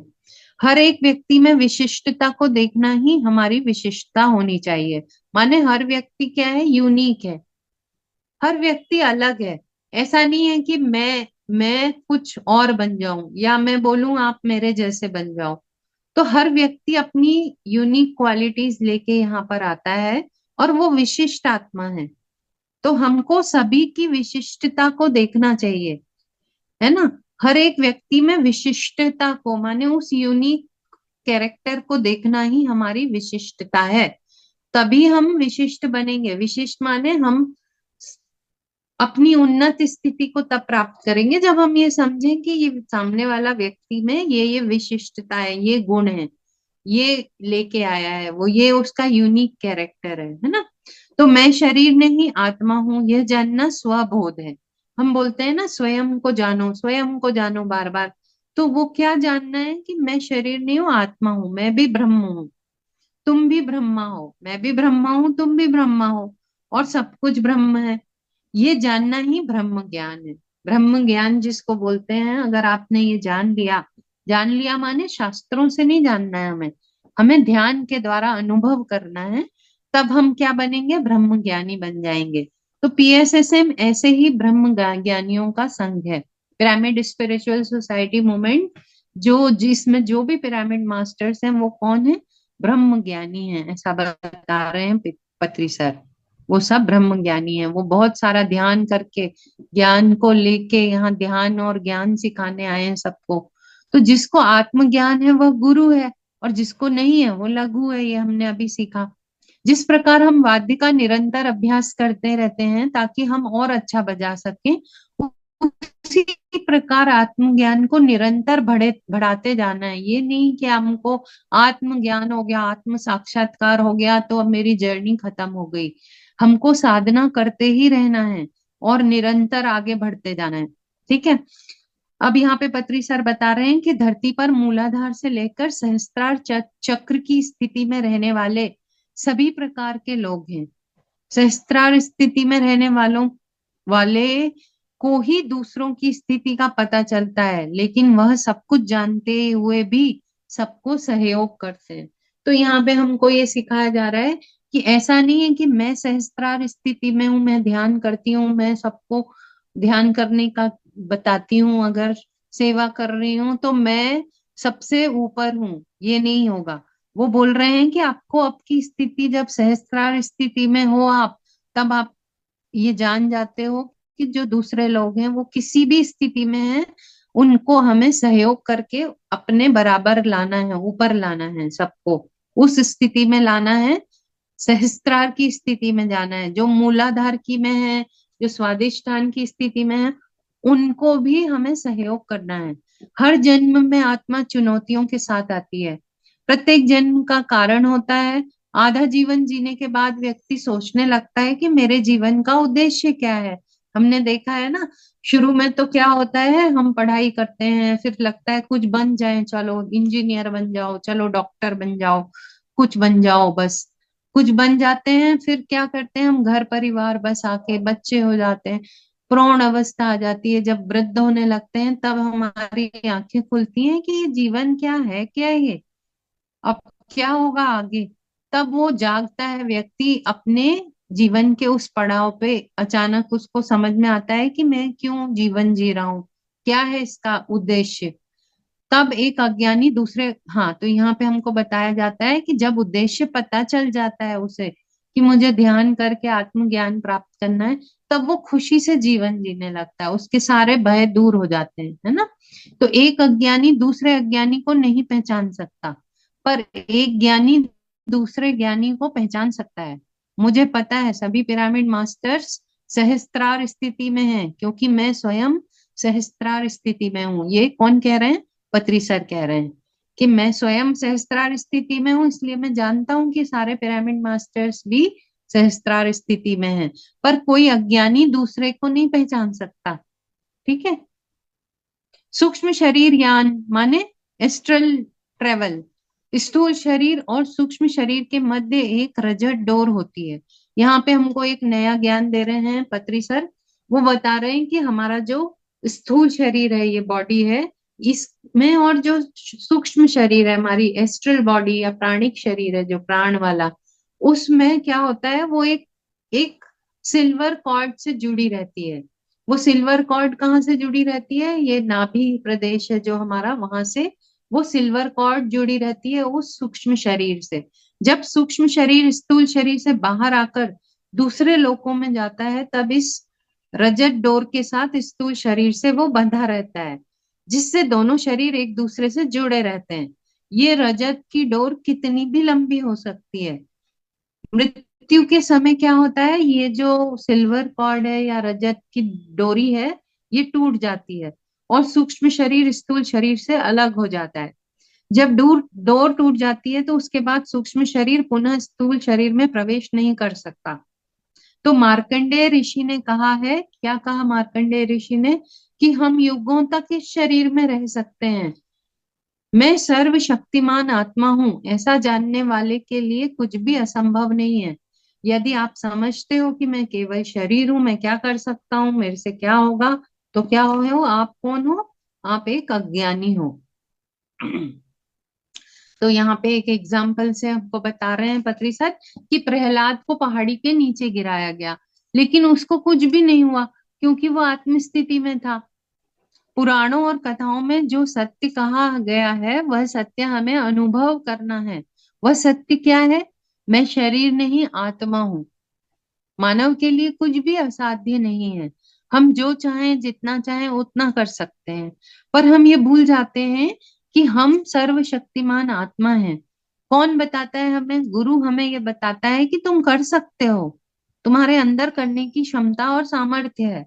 तो गुरु आपको क्या करता है? प्रोत्साहन देता है, मगर गुरु सहायता नहीं कर सकता। जब तक आप स्वयं यह समझते हो कि मैं शरीर हूं, तब तक विनाश ही करते रहते हो आप अपना। हिटलर ने क्या किया? महाविनाश किया। अपने जीवन का तो किया ही, और बहुत सारे जीवन को भी विनाश किया। वीरप्पन ने दो राज्यों में आतंक फैलाया, पर दोनों राज्य उसको पकड़ नहीं पाए। तो आत्मा की क्षमता क्या है? अपार है। जो आत्मा को जान लेता है, वह कुछ भी गलत नहीं कर सकता, वह सबका कल्याण ही करेगा। जब आप आत्मा को जान लेते हो, तब आप बुरा नहीं कर सकते, तब आप हिटलर नहीं बन सकते। तब आप क्या बन सकते हो? सबका कल्याण करने वाले ही बन सकते हो। तो यहाँ हमको बता रहे हैं कि महर्षि वेद व्यास ने महान ग्रंथ लिखे, ठीक है, हम सभी जानते हैं। पंडित रविशंकर महान सितार वादक बने, बिस्मिल्लाह खान महान शहनाई वादक बने। हम अपनी शक्ति और सामर्थ्य का सदुपयोग करके कुछ भी हासिल कर सकते हैं। यहाँ हमको हमारी शक्तियों के बारे में पत्री सर बता रहे हैं। तो अब आगे बढ़ेंगे हम। 23 दिसंबर, योग और पुनर्जन्म। तो अब हमको बताया जा रहा है कि प्रपंच में तीन तरह के लोग होते हैं। पहला योगी, दूसरा जो योगी नहीं है, और तीसरा जो योग भ्रष्ट हो गया है। ऐसे तीन तरह के लोग हम हमारे यहाँ पर फिजिकल जो है उसमें होते हैं, वर्ल्ड में। अर्जुन ने श्री कृष्ण से पूछा, जो योगी योग भ्रष्ट हो जाते हैं, मृत्यु के उपरांत उनका क्या होता है? ऐसा क्वेश्चन किया किसने? अर्जुन ने श्री कृष्ण से। तो श्री कृष्ण ने क्या कहा कि वह एक जन्म और लेते हैं, वह किसी धनी या योगी परिवार में जन्म लेकर फिर योग अभ्यास शुरू करते हैं। जो योगी बना है, वह अपने आप को बचाकर चलता है और वह हमेशा जागरूक रहता है, ठीक है। आखिरी सांस तक कभी भी योग भ्रष्ट हो सकता है, कभी भी माया में फंस सकता है। तो यहाँ पे हमको ये बताया जा रहा है कि अगर कोई ध्यान में भी आ गया है, योगी भी है, तो भी ये चांसेस होते हैं कि हम आखिरी सांस तक कभी भी उस माया में उलझकर योग भ्रष्ट हो सकते हैं, हमारा मार्ग भटक सकते हैं हम। तो अगर कोई आखिरी श्वास तक योगी की तरह रहा तो वह श्री कृष्ण जैसा बनेगा। अगर हम योग भ्रष्ट नहीं होते और आखिरी सांस तक उस तरह रहते हैं योगी की तरह, तो क्या होता है, हम कृष्ण जैसे हो सकते हैं। तो योगी बनने पर हमारी बहुत सारी परीक्षाएं आती हैं, हम सभी ये एक्सपीरियंस कर रहे हैं ना मास्टर्स, कि जब हम ध्यान में आते हैं, योगी हो जाते हैं, तब हमारे बहुत सारे एग्जाम होते हैं, परीक्षाएं होती हैं हमें। तो जो योगी नहीं बना उसको अपनी अपनी परीक्षा का पता भी नहीं चलता। जब आप योगी नहीं हो तब क्या होता है, आपकी परीक्षाएं होती रहती हैं और आप रोज फेल होते रहते हो। लेकिन जब हम योगी बन जाते हैं तब हमें अवेयरनेस आ जाती है, हम अवेयर होते हैं, तब कोई भी सिचुएशन आती है तो हम अंदर ही अंदर क्या करते हैं, मंद मंद मुस्काते हैं कि अच्छा चलो एग्जाम आ गया अब मेरा, चलो मुझे एग्जाम देना है। और हम उसमें पास हो जाते हैं, क्यों? कि हम अवेयर हैं इस बात को, हमको पता है कि अब हमारी परीक्षा होगी और हमें पास होना है। पर परीक्षा में अनुत्तीर्ण होने पर आप योग भ्रष्ट हो जाते हो। इसलिए योगी हमेशा जागरूक रहता है। वो क्या करता है, मान अपमान सुख दुख सबको एक जैसा देखता है। मान लो अभी कोई अपमान कर रहा है और आप उसको दिल पे ले लेते हो, तब क्या हुआ, आप अपनी परीक्षा में अनुत्तीर्ण हो गए। ठीक है ना? अगर आप अपमान नहीं झेल सकते तो आप योग भ्रष्ट हो जाते हो। आप क्या करोगे, कोई आपको गाली दे, अपमान करेगा तो आप उसको गाली दोगे, तब आप योगी रहे कि नहीं रहे? तब आप योग भ्रष्ट हो गए। हर परिस्थिति को सहन करना, परीक्षा में उत्तीर्ण होना और स्थित प्रज्ञ में रहने से ही योगी की अवस्था प्राप्त होती है। तो यहाँ पे हमको बताया जा रहा है कि स्थित प्रज्ञ क्या है, स्थित प्रज्ञा क्या होती है। आखिरी श्वास तक हमें स्थित प्रज्ञा में रहना है। परिस्थितियां और व्यक्ति आपके रास्ते में चुनौतियां उत्पन्न करेंगे, पर किसी भी परिस्थिति में अपनी मनोस्थिति को बदलना ही स्थित प्रज्ञा है। माने आपको मान लो बहुत बुरी परिस्थितियां आपके आसपास आ गई, तब भी आप अपनी मनोस्थिति को बदलकर उसमें स्थित हो जाओ, अपनी प्रज्ञा में स्थित हो जाओ। तब क्या होगा, आप स्थित प्रज्ञा कहलाएगी आपकी। आप उसी स्टेबल स्टेट में हमेशा बने हुए हो, चाहे कुछ भी हो जाए आपके आसपास। तो जिस प्रकार एक बल्लेबाज हर गेंद पर अच्छे से खेलता है, अगर वह खेल से बाहर हो जाता है तो इसका अर्थ है उसकी एकाग्रता भंग हो गई। हर गेंद पर अच्छे से खेलने के लिए जैसी एकाग्रता चाहिए, जीवन की हर परीक्षा में उत्तीर्ण होने के लिए योगी को उससे भी ज्यादा जागरूकता चाहिए। मतलब एक बॉल को खेलते हैं जब हम, तब जो जागरूकता या अवेयरनेस चाहिए उससे बहुत कई गुना ज्यादा हमको कब चाहिए, जब हम योगी होते हैं, ध्यानी होते हैं। तब हमें उस अवेयरनेस में रहना है, ताकि हमारी जब भी परीक्षा हो हमें पता लग जाए और हम पास हो जाएं उसमें। तपोलोक में जाने के बाद भी धरती पर हमको वापस आना पड़ता है। यहाँ पे हमको बताया जा रहा है कि तपोलोक में जाने के बाद भी आपको वापस आना पड़ेगा।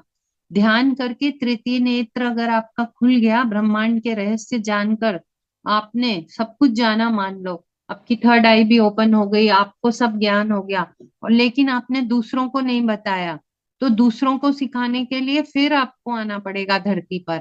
क्यों आना पड़ेगा? ध्यान सीखने से ही आत्मा की यात्रा खत्म नहीं होती, दूसरों को सिखाना भी जरूरी होता है। श्री कृष्ण ने किसको सिखाया था? रुक्मिणी को, विदुर को, सुदामा, अर्जुन को अपने जैसा बनाया।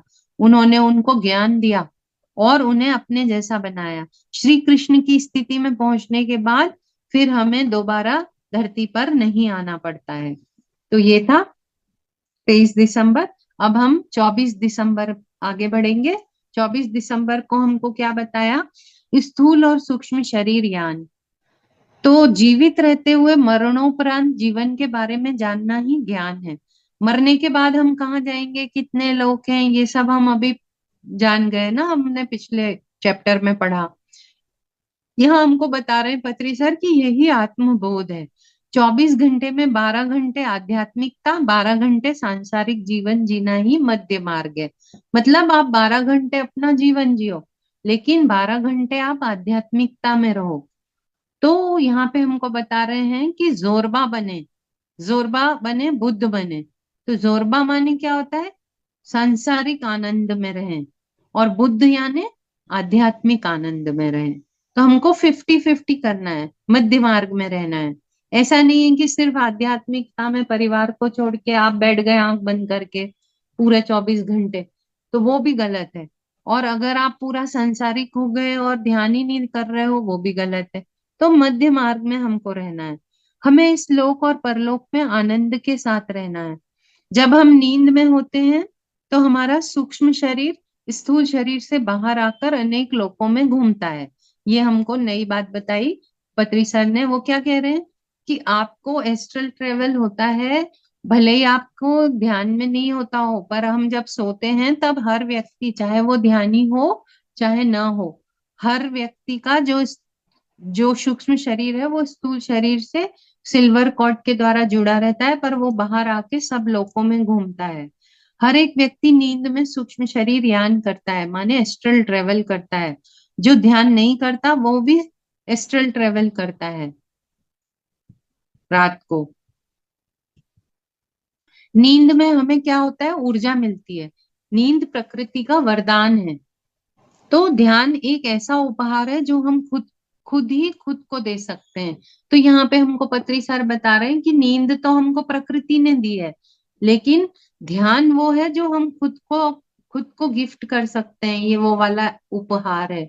इसलिए गहरी नींद में सोते हुए व्यक्ति को कभी झटके से नहीं उठना चाहिए, क्योंकि सूक्ष्म शरीर स्थूल शरीर से निकलकर अन्य लोकों में विचरण कर रहा होता है।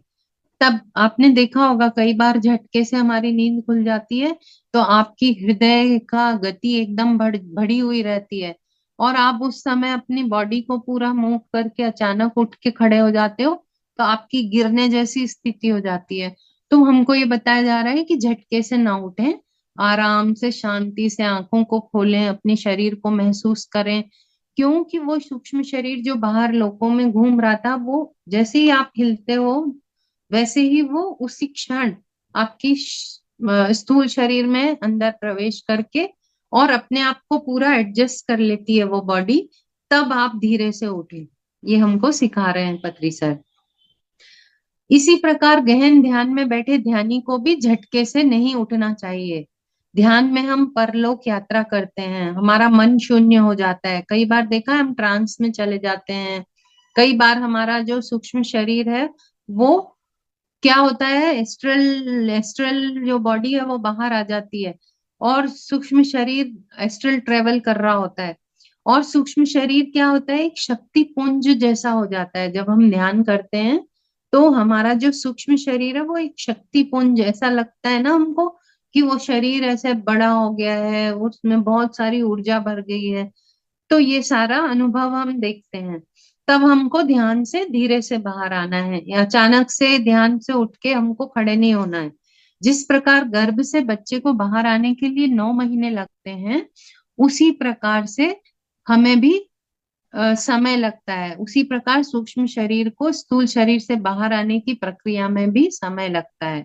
जब सूक्ष्म शरीर बाहर आकर अपने ही स्थूल शरीर को देखता है, तब आप जान जाते हो कि मैं शरीर नहीं आत्मा हूं, मैं अलग हूँ, शरीर अलग है, मैं सामने हूँ, मैं शरीर में हूँ पर मैं शरीर में नहीं हूँ, तो मैं आत्मा हूँ। तो आत्मा तो मृत्यु रहित है। तो क्या होता है, जब हमारी एस्ट्रल बॉडी कब बाहर आती है? जब हम बहुत ध्यान करते हैं, तब वो स्थिति बनती है कि आपकी एस्ट्रल बॉडी, आपके सूक्ष्म शरीर जो है वो स्थूल शरीर से बाहर आने लगता है। जब वो बाहर आता है तो वो अपने ही शरीर को ध्यान में बैठे देखता है। तब उसको ऐसा समझ में आता है कि अरे मैं तो बाहर हूँ, ये यहाँ बैठा हुआ जो है ये कौन है? तब उसे समझ में आता है कि जो शरीर है वो बैठा है, लेकिन मैं शरीर नहीं हूँ, मैं अलग हूँ कुछ, मेरा ही जो अस्तित्व है, मेरा कुछ और भी हूं मैं। तब उसे समझ में आता है कि मैं तो आत्मा हूँ, और अगर ये शरीर हटा भी दिया जाएगा तो भी मैं रहूंगा। ये अनुभव होता है उस व्यक्ति को जो ध्यान करता है। नैनम छिन्दन्ति शास्त्रम शस्त्राणि नैनम दहति पावकः न चैनम क्लेदयन्त्यापो न शोषयति मारुतः। ये हमने सबने गीता में पढ़ा है कि आत्मा को शस्त्रों से मारा नहीं जा सकता, पानी डुबा नहीं सकता, अग्नि जला नहीं सकती, आत्मा को समय का कोई बंधन नहीं। आत्मा शरीर से बाहर आकर लोक परलोक सभी अनुभव लेती है। जिस प्रकार स्थूल शरीर से यात्रा करने पर हमें इस लोक का ज्ञान मिलता है, उसी तरह सूक्ष्म शरीर से यात्रा करने पर हमको क्या मिलता है, परलोक का ज्ञान मिलता है। तो यहाँ हमको ये बताया जा रहा है कि ये हमने बहुत बार गीता पढ़ी, पर हम इस बात को अनुभव नहीं कर पाए, सिर्फ हमने शब्दों के द्वारा सीखा। पर जब हम ध्यान करते हैं, एस्ट्रल बॉडी बाहर आती है, तब हमको ये अनुभव होता है कि अरे ये आत्मा को कोई न जला सकता, न मार सकता, इसका कुछ नहीं बिगड़ सकता है। तो एक भी पल व्यर्थ न गवाएं, अपने समय का सदुपयोग करें, हमको ये बता रहे हैं पत्री सर। ध्यान से शारीरिक स्वास्थ्य, मानसिक शांति, बुद्धि का विकास होने के साथ इस लोक और परलोक की यात्रा का भी आनंद मिलता है आपको। ठीक है, तो ये था 24 दिसंबर। अब हम अगले उस पे आते हैं, 25 दिसंबर। स्वयं से प्यार करें। जीसस का पहला संदेश है, अपनी पूरी शक्ति से खुद को प्यार करो, अर्थात अपनी आत्मा से प्यार करो। आत्मा से प्रेम यानी आत्मा के साथ रहो, आत्मा के साथ रहो यानी ध्यान करो। तो हम क्या समझ नहीं पाए, जीसस ने छोटा सा वर्ड कह दिया कि खुद को प्यार करो, तो हमने उसको गलत समझ लिया। पर यहाँ पे वो बता रहे हैं कि आत्मा से प्यार करो। आत्मा से प्यार कब होगा, जब आप ध्यान करोगे। जीसस का दूसरा संदेश है, जैसे आप स्वयं को प्यार करते हो वैसे अपने पड़ोसी से भी प्यार करो। तो सभी जीव जंतु और मनुष्य जो आपके आसपास हैं वो आपके पड़ोसी हैं। जीव जंतु को ध्यान की नहीं, प्रेम की जरूरत है, लेकिन मनुष्य को किसकी जरूरत है, ध्यान की। ऐसा नहीं है जीव जंतु को ध्यान में बिठा दो, उनको जरूरत नहीं है ध्यान की, आप मनुष्य को ध्यान की जरूरत है। हमको वो जो जीव जंतु हैं उनको अपने पड़ोसी समझना चाहिए और हमारे मित्र समझना चाहिए। ठीक है। ध्यान शास्त्र स्वास्थ्य का विज्ञान है, ध्यान शास्त्र आनंद का विज्ञान है, ध्यान शास्त्र आत्मज्ञान का विज्ञान है, ध्यान शास्त्र एकता का विज्ञान है। ये हमको बता रहे हैं पत्री सर। यदि समस्त विश्व को एकता के साथ जीना है, तो ये एकता का भाव ध्यान से ही संभव है। चाहे आप कितनी भी बातें बना ले, कितना भी दर्शन शास्त्र पढ़ लें, पर आपको तभी समझ आएगा जब आप ध्यान करोगे। पिरामिड मास्टर कौन है, यहाँ पे क्वेश्चन कर रहे हैं पत्री सर, और अब उसका आंसर भी देंगे कि पिरामिड मास्टर कौन है। पिरामिड मास्टर पिरामिड बनाता है, पिरामिड मास्टर शाकाहारी है, पिरामिड मास्टर ध्यान का मास्टर है, पिरामिड मास्टर ध्यान से स्व चिकित्सा करता है, मतलब सेल्फ हीलिंग, खुद को ठीक कर लेता है pyramid master. Pyramid master doctor के पास नहीं जाता है। आने वाले 20 साल में समस्त विश्व ऐसा ही बन जाएगा।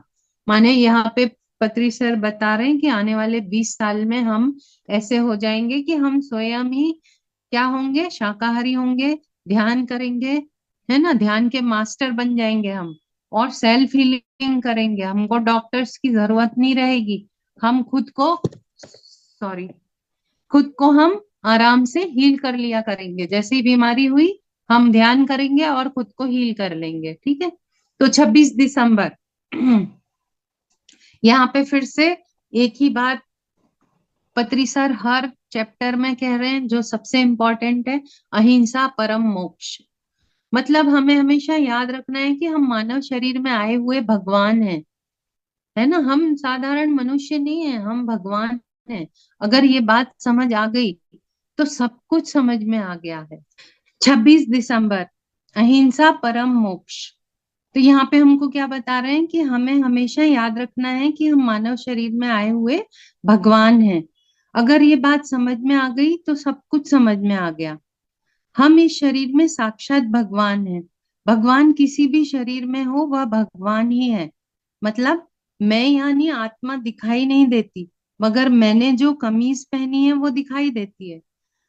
मतलब यहाँ बता रहे हैं कि हम सुंदर, परिपूर्ण और परिपक्व भगवान हैं। तो जो मैंने ये कपड़े पहने हैं ये दिखाई दे रहे हैं, लेकिन जो आत्मा है क्या वो दिखाई दे रही है? नहीं। तो क्या बताया जा रहा है हमको कि भूलोक, भूवरलोक, स्वर्लोक, कारण लोक, महाकारण लोक, तपोलोक और सत्य लोक, जिस लोक में भी रहे भगवान तो भगवान ही है। ये अत्यंत विचित्र बात है कि हम अपने भगवत तत्व को नहीं पहचान रहे हैं। हम खुद को क्यों नहीं पहचान रहे हैं? यहाँ पे हमको पत्री सर पूछ रहे हैं कि आप खुद को क्यों नहीं पहचान पा रहे हो? चाहे हम भूलोक में रहें, चाहे सत्यलोक या तपोलोक, किसी भी सातों लोकों में हम कहीं भी रहें, हम हमेशा ही उस भगवत तत्व के साथ में हैं। तो हमको खुद को पहचानने की जरूरत है बहुत। हम खुद को क्यों नहीं पहचान रहे हैं, ये हमको क्वेश्चन कर रहे हैं। इसका कारण है कि मन बीच में दीवार बन के खड़ा हो जाता है। जब यह दीवार हट जाएगी तो मन स्वयं प्रकाशित हो जाएगा। मतलब क्या होता है, जब भी हम ये सोचते हैं ना, मैं अगर अभी पत्री सर हमको कहते थे कि आप भगवान हो, तो हमारे मन बीच में आके खड़ा हो जाता था और वो बोलता था कि मैं भगवान हूँ, मैं कैसे भगवान हो सकता हूँ? तो कौन बोल रहा है ये बातें? मन बोल रहा है। क्योंकि मन को हमारे समाज ने ये सिखाया है कि भगवान जो है वो मंदिर में, मस्जिद में और चर्च गुरुद्वारे में बैठा कोई है। आप एक साधारण, बहुत ही निम्न स्तर के कोई पर्सन हो, जो जिसको सबके पैर धो धो के पीने हैं, या फिर सबकी पूजा कर करके अपनी खुद की भगवत्ता को नहीं समझ पा रहे हो आप। तो इसका कारण है कि हमारा मन और ये जो भी हमको सिखाया गया है हमारे समाज द्वारा, वो बीच में आ जाता है। जब ये दीवार हट जाएगी तो मन स्वयं प्रकाशित हो जाएगा। भगवान का राज्य हमारे अंदर है, बाहर नहीं है।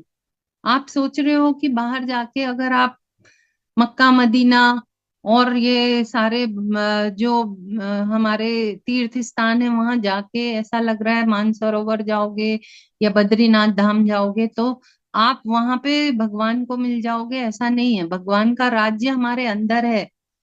गाय, बकरी, खरगोश, चूहा, मुर्गी, मछली सब भगवान है। विनायक भगवान चूहा भगवान की सवारी कर रहा है, दोनों भगवान है। विष्णु की सवारी गरुण है, विष्णु भगवान को गरुण भगवान पसंद है। दुर्गा भगवान को शेर भगवान पसंद है।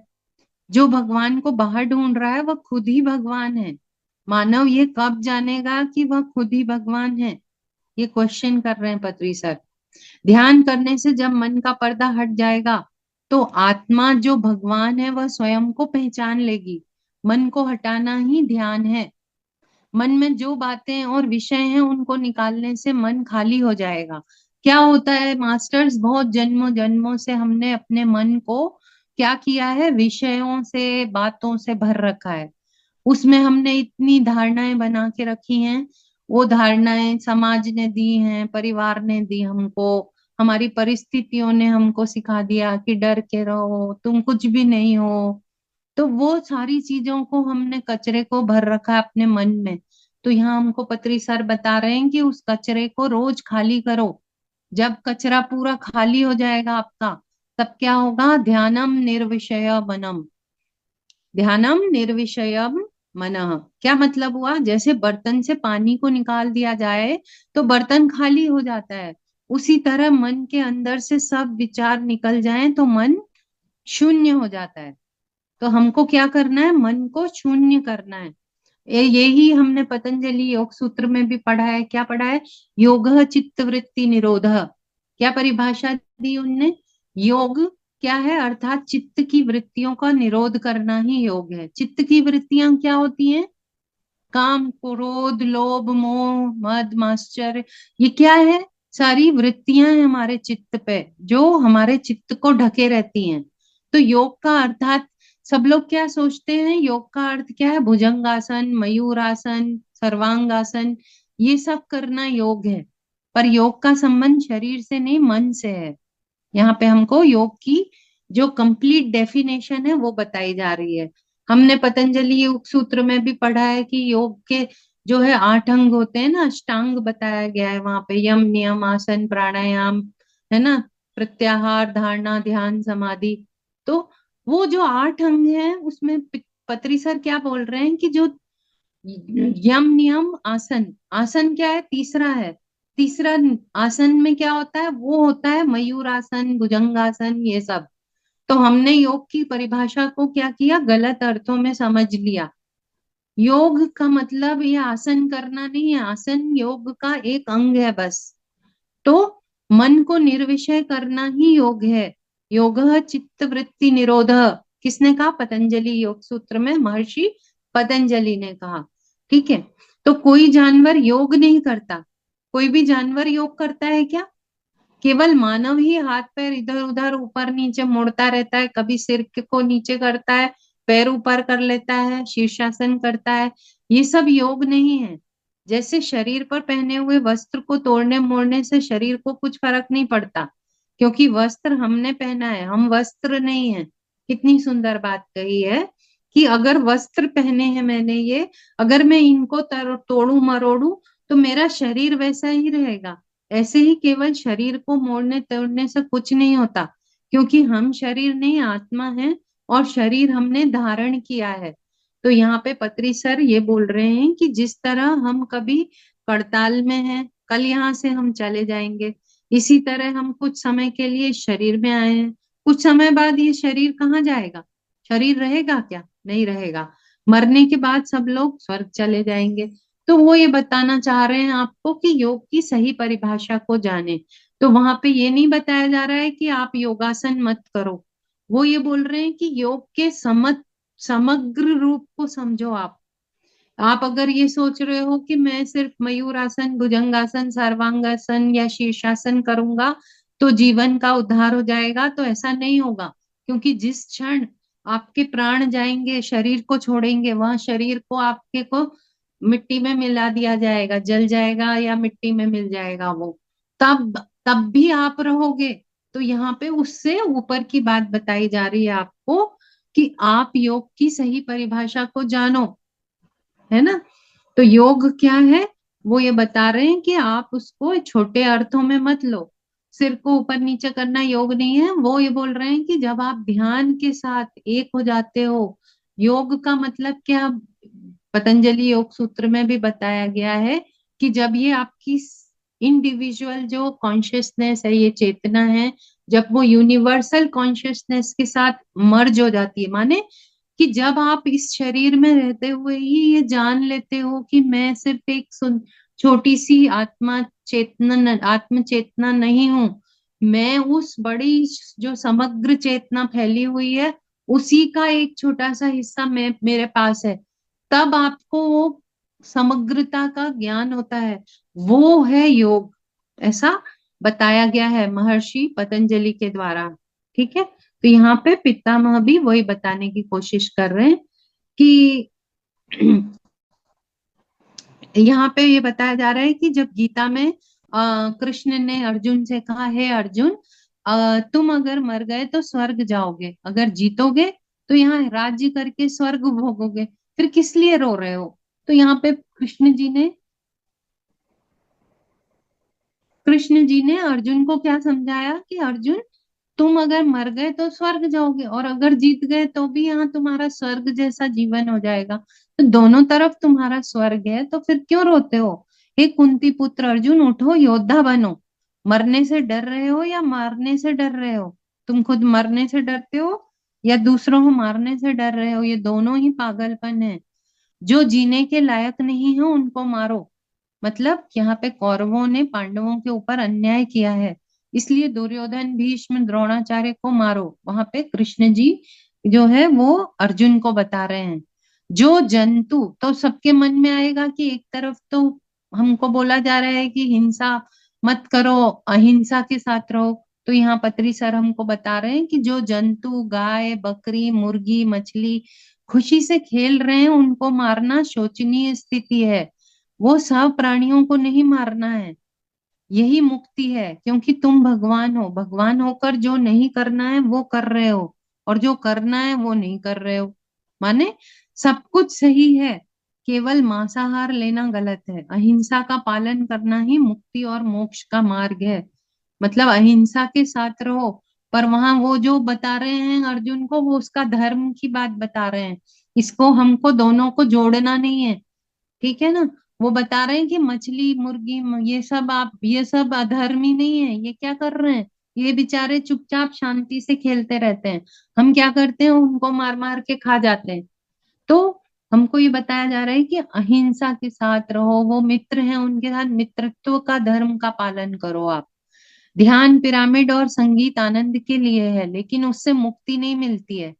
माने मांसाहार आपको बंधन में रखता है, माने अगर आप मांसाहारी और फिर भी ये सब कुछ भी कर रहे हो आप, तो भी मुक्ति नहीं मिल सकती आपको। आपकी अहिंसा ही आपको मुक्ति दिलाएगी। मुक्ति यानी अच्छा बुरा छोड़कर जब सुकर्म करोगे वही मुक्ति है ना। तो ज्ञान से मुक्ति नहीं, ज्ञान से केवल बहुत सारे विषय समझ में आते हैं। ऐसा नहीं है तुमने महाभारत, गीता, बाइबल ये सब पढ़ लिया तो क्या होगा, तुम मुक्त हो जाओगे। उससे तुमको बहुत सारे विषय समझ में आ जाएंगे। मैंने बहुत कुछ ढूंढा लेकिन मुझे केवल अहिंसा में ही मुक्ति दिखाई दी, है ना। कितनी किताबें पढ़ लो, कुछ भी कर लो, पर अगर आप अहिंसा के साथ नहीं हो तो आपको मुक्ति नहीं मिलेगी। इसलिए हम सबको शाकाहार बता रहे हैं और जगह जगह पर जाकर शाकाहार रैली कर रहे हैं। यही हमारा काम है। कौन कह रहा है ये? पत्री सर कह रहे हैं। अहिंसा परमो धर्मः, नहीं, अहिंसा परमो मोक्ष है। परम धर्म नहीं है वो, परम मोक्ष है। ये बता रहे हैं, माने वो ही मोक्ष है। जो जानवरों को मार कर खा रहे हो, इसका अर्थ है कि आप जानवरों के आनंदमय जीवन में घात कर रहे हो। पीएसएसएम का एकमात्र लक्ष्य संपूर्ण मानवता को शाकाहारी बनाना है। शाकाहारी होते हुए हम सोचते हैं कुछ और करने से भगवान क्या होगा, हमको मिलेगा। ऐसा नहीं है। हम जानते हैं या नहीं जानते हैं, जो भी है, हम ही भगवान हैं, हम ही सर्वात्मा है। ध्यान परम आनंद है, अहिंसा ही परम मोक्ष है। तो यहाँ पे हमको पितामह बोल रहे हैं कि आप जानते हो या पता नहीं नहीं जानते हो, पर हम ही भगवान है, हम ही सर्वात्मा है, और ध्यान ही परम आनंद है। और मुक्ति का मार्ग क्या है? मुक्ति का मार्ग है आप शाकाहारी बनो, तब आप मुक्त हो पाओगे। भले ही आप कुछ भी करते रहो, अगर आप शाकाहारी नहीं बनते हो तो आपके लिए मुश्किल हो जाएगा कुछ भी करना। कितनी ही शास्त्रों का ज्ञान ले लो आप। तीन तरह का आनंद है, विषयानंद, भजनानंद और ब्रह्मानंद। खाना विषय आनंद है, माने जब हम खाना खाते हैं तो क्या है वो? विषय का आनंद ले रहे हैं, माने हमारी इंद्रियों के द्वारा हम भोजन का आनंद ले रहे हैं। संगीत क्या है? भजन आनंद है। और ध्यान क्या है? ब्रह्मानंद। तो यहाँ तीन तरह के आनंद बताए जा रहे हैं हमको, विषयानंद, भजनानंद और ब्रह्मानंद। ये तीनों आनंद के लिए हैं। मोक्ष के लिए अहिंसा है। ध्यान में आने से ही बहुत सारी चीजें पता चलती हैं। कुकर्म छोड़कर सुकर्म शुरू किया, वही मुक्ति है। हिंसा से अहिंसा में आना यानी बंधन से मोक्ष में आना, पीएसएसएम का मूल सिद्धांत है। पीएसएसएम का मूल सिद्धांत है क्या? हिंसा से अहिंसा में आना। धरती पर रहते हुए हर चीज का आनंद लें, क्योंकि उच्च लोकों में विषयानंद नहीं है। तो यहाँ पे हमको पत्री सर ये भी बता रहे हैं कि ध्यान तो करो ही, साथ में आप सब चीजों का आनंद लो। किसका? संगीत का भी आनंद लो, भोजन का भी आनंद लो, है ना। आप हर तरह से अपनी जो जीवन है उसको पूर्णता में जियो। कैसे? पूर्णमदः पूर्णमिदं पूर्णात् पूर्णमुदच्यते पूर्णस्य पूर्णमादाय पूर्णमेवावशिष्यते। ये हम पहले भी पढ़ चुके हैं। क्या है ये? हमें हमारी महानता का पता नहीं, इसलिए हम रो रहे हैं। हम सोच रहे हैं कि हम अपूर्ण हैं। हम हर समय पूर्ण भगवान हैं। हम पैदा होने से पहले, पैदा होने के बाद और मरने के बाद, हर समय हम पूर्ण ही हैं। कभी भी हम अपूर्ण नहीं हैं। कितना सुंदर ज्ञान है ना। अब हम आगे बढ़ेंगे। 27 दिसंबर को, 27 दिसंबर को पत्री सर क्या कह रहे हैं? अहिंसा ध्यान का फल है। माने पहले तो उन्होंने ये बताया कि अहिंसा का क्या महत्व है, अब बता रहे हैं कि अहिंसा ध्यान का फल है। माने मनसा वाचा कर्मणा, किसी के ऊपर हिंसा नहीं करना। जो अहम ब्रह्मास्मि या तत्वमसि को जान गया है, वही दूसरों को क्या कर सकता है? तकलीफ नहीं दे सकता। माने कि जो ये जान गया कि जब हम, आपने देखा होगा कई लोग मांसाहारी होते हैं, लेकिन जैसे ही वो ध्यान करना आरंभ करते हैं, तब उनके जीवन में मिरेकल होता है। माने क्या होता है, वो जब अपने से जुड़ते हैं तब उन्हें वो आत्म अनुभव होता है। तब उनको समझ आता है कि मैं आत्मा हूं, तो जो दूसरा है वो भी आत्मा है। तब वो दूसरों के साथ, इवन मच्छर को भी नहीं मार पाते हैं जब हम सही से ध्यान करते हैं। तो क्या बताया जा रहा है हमें, जैसे हम खुद को देखते हैं वैसे ही हम दूसरों को देखने लगते हैं जब ध्यान करते हैं। तो मनसा वाचा कर्मणा, हमको हिंसा नहीं करनी है। किसी को ना मारें, अत्याचार ना करें, किसी के जीवन में हस्तक्षेप ना करें। तो यहाँ हमको एक एग्जाम्पल बता रहे हैं पत्री सर कि रावण के पास बहुत सारा ध्यान था, बहुत सारा ज्ञान था, ब्रह्म ज्ञानी भी था वो। पर क्या किया उसने, अहिंसा नहीं अपनाया उसने। किसको अपनाया, हिंसक था वो, हिंसा को अपनाया उसने। इसलिए उसका मरना निश्चित था। रावणासुर के पास तपस्या है पर अहिंसा नहीं है, इसलिए मरना निश्चित था। माने कि उसके पास तपस्या तो की उसने, है ना, साधना की बहुत सारी, ज्ञान भी प्राप्त किया उसने, पर उसके पास सिर्फ एक चीज नहीं थी, वो थी अहिंसा। इसलिए उसका मरना निश्चित था। ध्यान करने से ही अहिंसा का पालन कर सकते हो आप। तो जब आप, वो क्या हुआ उसने, माने योग भ्रष्ट हुआ, हो गया ना वो एक तरह से। ध्यान करा पर उसने गलत रास्ते को अपना लिया। तो ध्यान करने से ही अहिंसा का पालन आप कर सकते हो। ध्यान ना करके आप खुद पर क्या कर रहे हो, हिंसा कर रहे हो। अगर आप ध्यान नहीं करते, माने आप खुद पे हिंसा कर रहे हो। किसी और को मारना ही हिंसा नहीं है, खुद के प्रति हिंसा है अगर आप ध्यान नहीं करते हो। कितनी बड़ी बात कह रहे हैं पत्री सर। खुद को कभी भी कम नहीं समझना है। दूसरों को हमें कष्ट देते हैं, देते ही, फिर से सुने, दूसरे तो हमें कष्ट देते ही हैं, लेकिन दूसरों से ज्यादा हम खुद को कष्ट देते हैं। जो कष्ट हम खुद को देते हैं वही कई गुना ज्यादा है। इसलिए आत्म अवसाद कभी ना करें।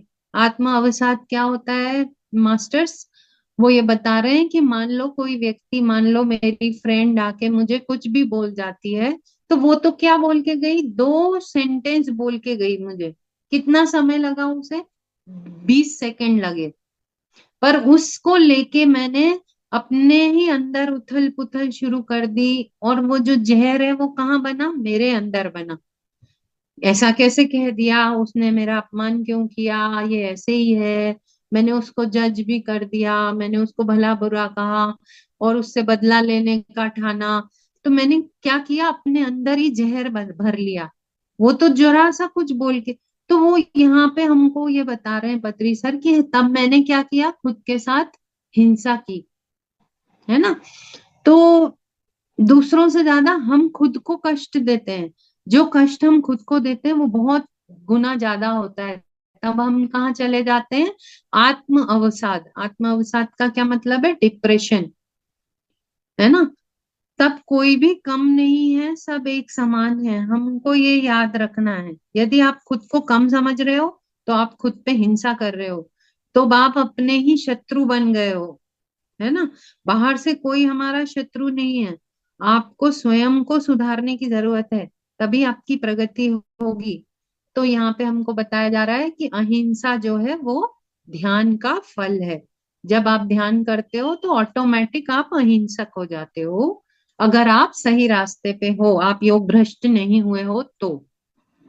शरीर परमात्मा ने बनाया है, इसको नुकसान पहुंचाने का आपको क्या अधिकार है। यह शरीर एक दिव्य यान है। माने क्या बता रहे हैं वो, कि आप हिंसा छोड़ो और हंसा को पकड़ो, यानी जीव जंतुओं को मारना बंद करो। हंसा यानी इस श्वास के साथ रहो। यह संपूर्ण जगत सृष्टिकर्ता द्वारा दिया गया एक उपहार, एक गिफ्ट है आपके लिए।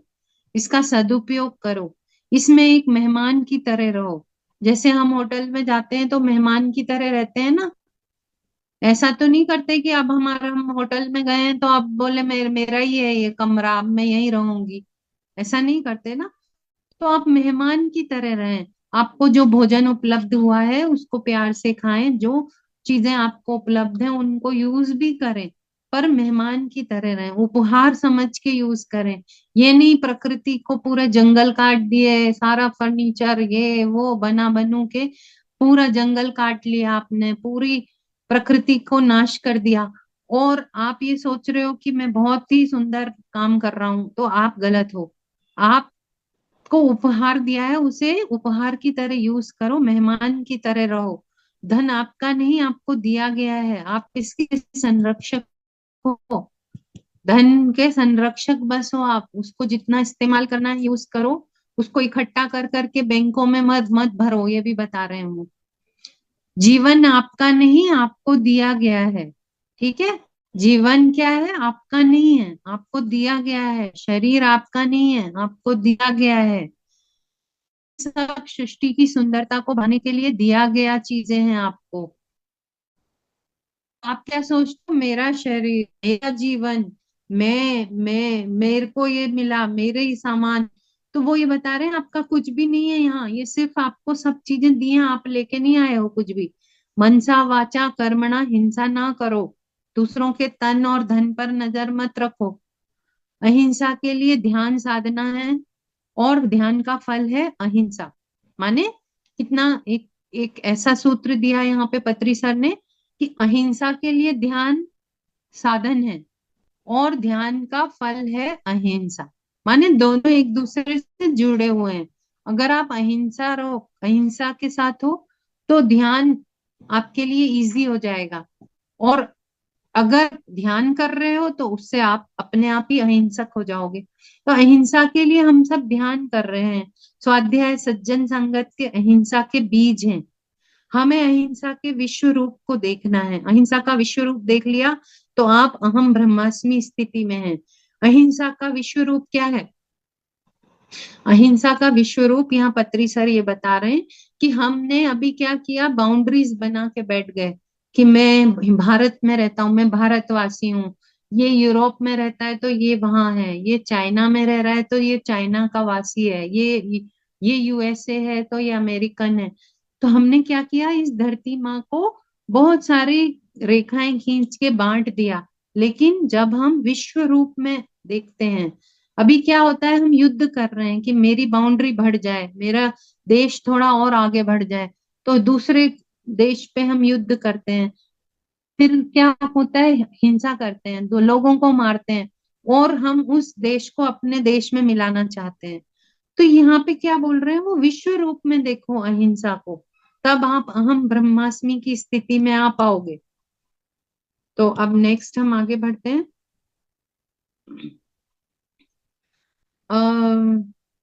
28 दिसंबर, सत्यम शिवम सुंदरम। ये हमने पिछले अध्याय में भी पढ़ा था कि सत्य पता होने से जीवन कल्याणकारी होता है। जहाँ कल्याण है वहीं सुंदरता है। सौंदर्य के शिखर तक हमको अगर जाना है तो पहले हमें सत्य के पास जाना है ना। तो शरीर मिट्टी में मिल जाता है, लेकिन आत्मा हमेशा रहती है। अहिंसा में जीने से जीवन मंगलकारी होता है। ये सब बार बार पत्री सर वही बात बता रहे हैं कि बुद्ध ने सबसे पहले सत्य बताया कि हाँ, यहाँ पे हमको बुद्धा की टीचिंग बता रहे हैं पत्री सर। हमको मालूम है कि बुद्ध को जब ज्ञान प्राप्त हुआ तो उन्होंने जो टीचिंग दी थी, आर्य सत्य, वो क्या थे? पहला कि यहाँ पर दुख है। दूसरा सत्य क्या था? दुख का कारण तृष्णा है ना। तीसरा सत्य था तृष्णा का कारण अविद्या है। और चौथा सत्य था अविद्या को दूर करने के लिए उन्होंने अष्टांग मार्ग बताया। तो ये चार आर्य सत्य हम सब ध्यान सभी को जानना आवश्यक है कि यहाँ पे दुख है, माने पहला तो दुख है, यहाँ पे ये बात सत्य है, इससे हम नकार नहीं सकते। दूसरा है, दुख का कारण क्या है? तृष्णा। तृष्णा माने मुझे ये भी चाहिए, मिल जाए, मैं हमेशा जवान रहूं, मेरा घर हो बड़ा सा, मेरे पास बहुत धन हो, उसके पास ये है तो मुझे भी ये चाहिए, मैं ध्यानी हूं तो मैं उससे बड़ा ध्यानी बन के मैं आध्यात्मिकता में दूसरों को कुचल कुचल के आगे बढ़ जाऊं। तो ये सब क्या है? तृष्णा है। आप क्या कर रहे हो? किसी भी मार्ग में हो, आपके अंदर अगर तृष्णा है तो क्या है, वो दुख का कारण बन जाएगा। तीसरा सत्य क्या है? तृष्णा का कारण क्या है? अविद्या। हम ये सब कब करते हैं? जब ज्ञान नहीं है हमको, अज्ञानी हो हम, तो उस अविद्या के कारण ही हम तृष्णा को पाल के और दुख में डूबे रहते हैं। चौथा सत्य है कि उस अज्ञान को, उसको अविद्या को दूर करने का मार्ग क्या है? अष्टांग मार्ग। तो अविद्या के कारण मनुष्य संसार के दुख से सुख मांगते हैं, सत्य नहीं मांगते। हम क्या बोलते हैं? हमको सुख चाहिए, अच्छा बेटा चाहिए, बेटी चाहिए, ये चाहिए, नौकरी चाहिए, पर हम सत्य को कोई भी नहीं मांग रहा है। जबकि वो सत्य अगर मिल जाए तो आपका दुख दूर हो जाएगा। तो अविद्या को दूर करने के लिए बुद्ध ने अष्टांग मार्ग बताया। क्या था वो? सही सोच, सही वाक, सही खाना, सही कला, सही जीवन यापन, सही श्रद्धा और सही एकाग्रता और सही ध्यान। तो ये 8 अंग हैं जिनको अभी हम डिटेल में नहीं जानेंगे। सिर्फ ये हम, ये जो सब्जेक्ट है ये बड़ा है ना। तो यहाँ पे पत्री सर बोल रहे हैं, लोग कहते हैं कि वो 30 साल से ध्यान कर रहे हैं, वो राम नाम का कीर्तन कर रहे हैं, मंत्र जाप कर को ध्यान कहते हैं। वो ध्यान नहीं है, वो जाप है, वो भजन है। सही ध्यान क्या है? आनापाना सती ध्यान है। सही ध्यान करने से ही आप सत्य को ग्रहण करोगे और मंगलमय जीवन शुरू हो जाएगा। साधना से अमंगल समाप्त होंगे और मंगल शुरू होगा। अगर सत्य को जान लिया तो दुख से मंगल की ओर आ जाएंगे आप। तब आप सौंदर्य की उपासना करेंगे, माने तब आपको हर जगह सुंदरता ही दिखाई देगी। जब आप सत्य को जानोगे तब आप सुंदरता को ही देखोगे हर एक में।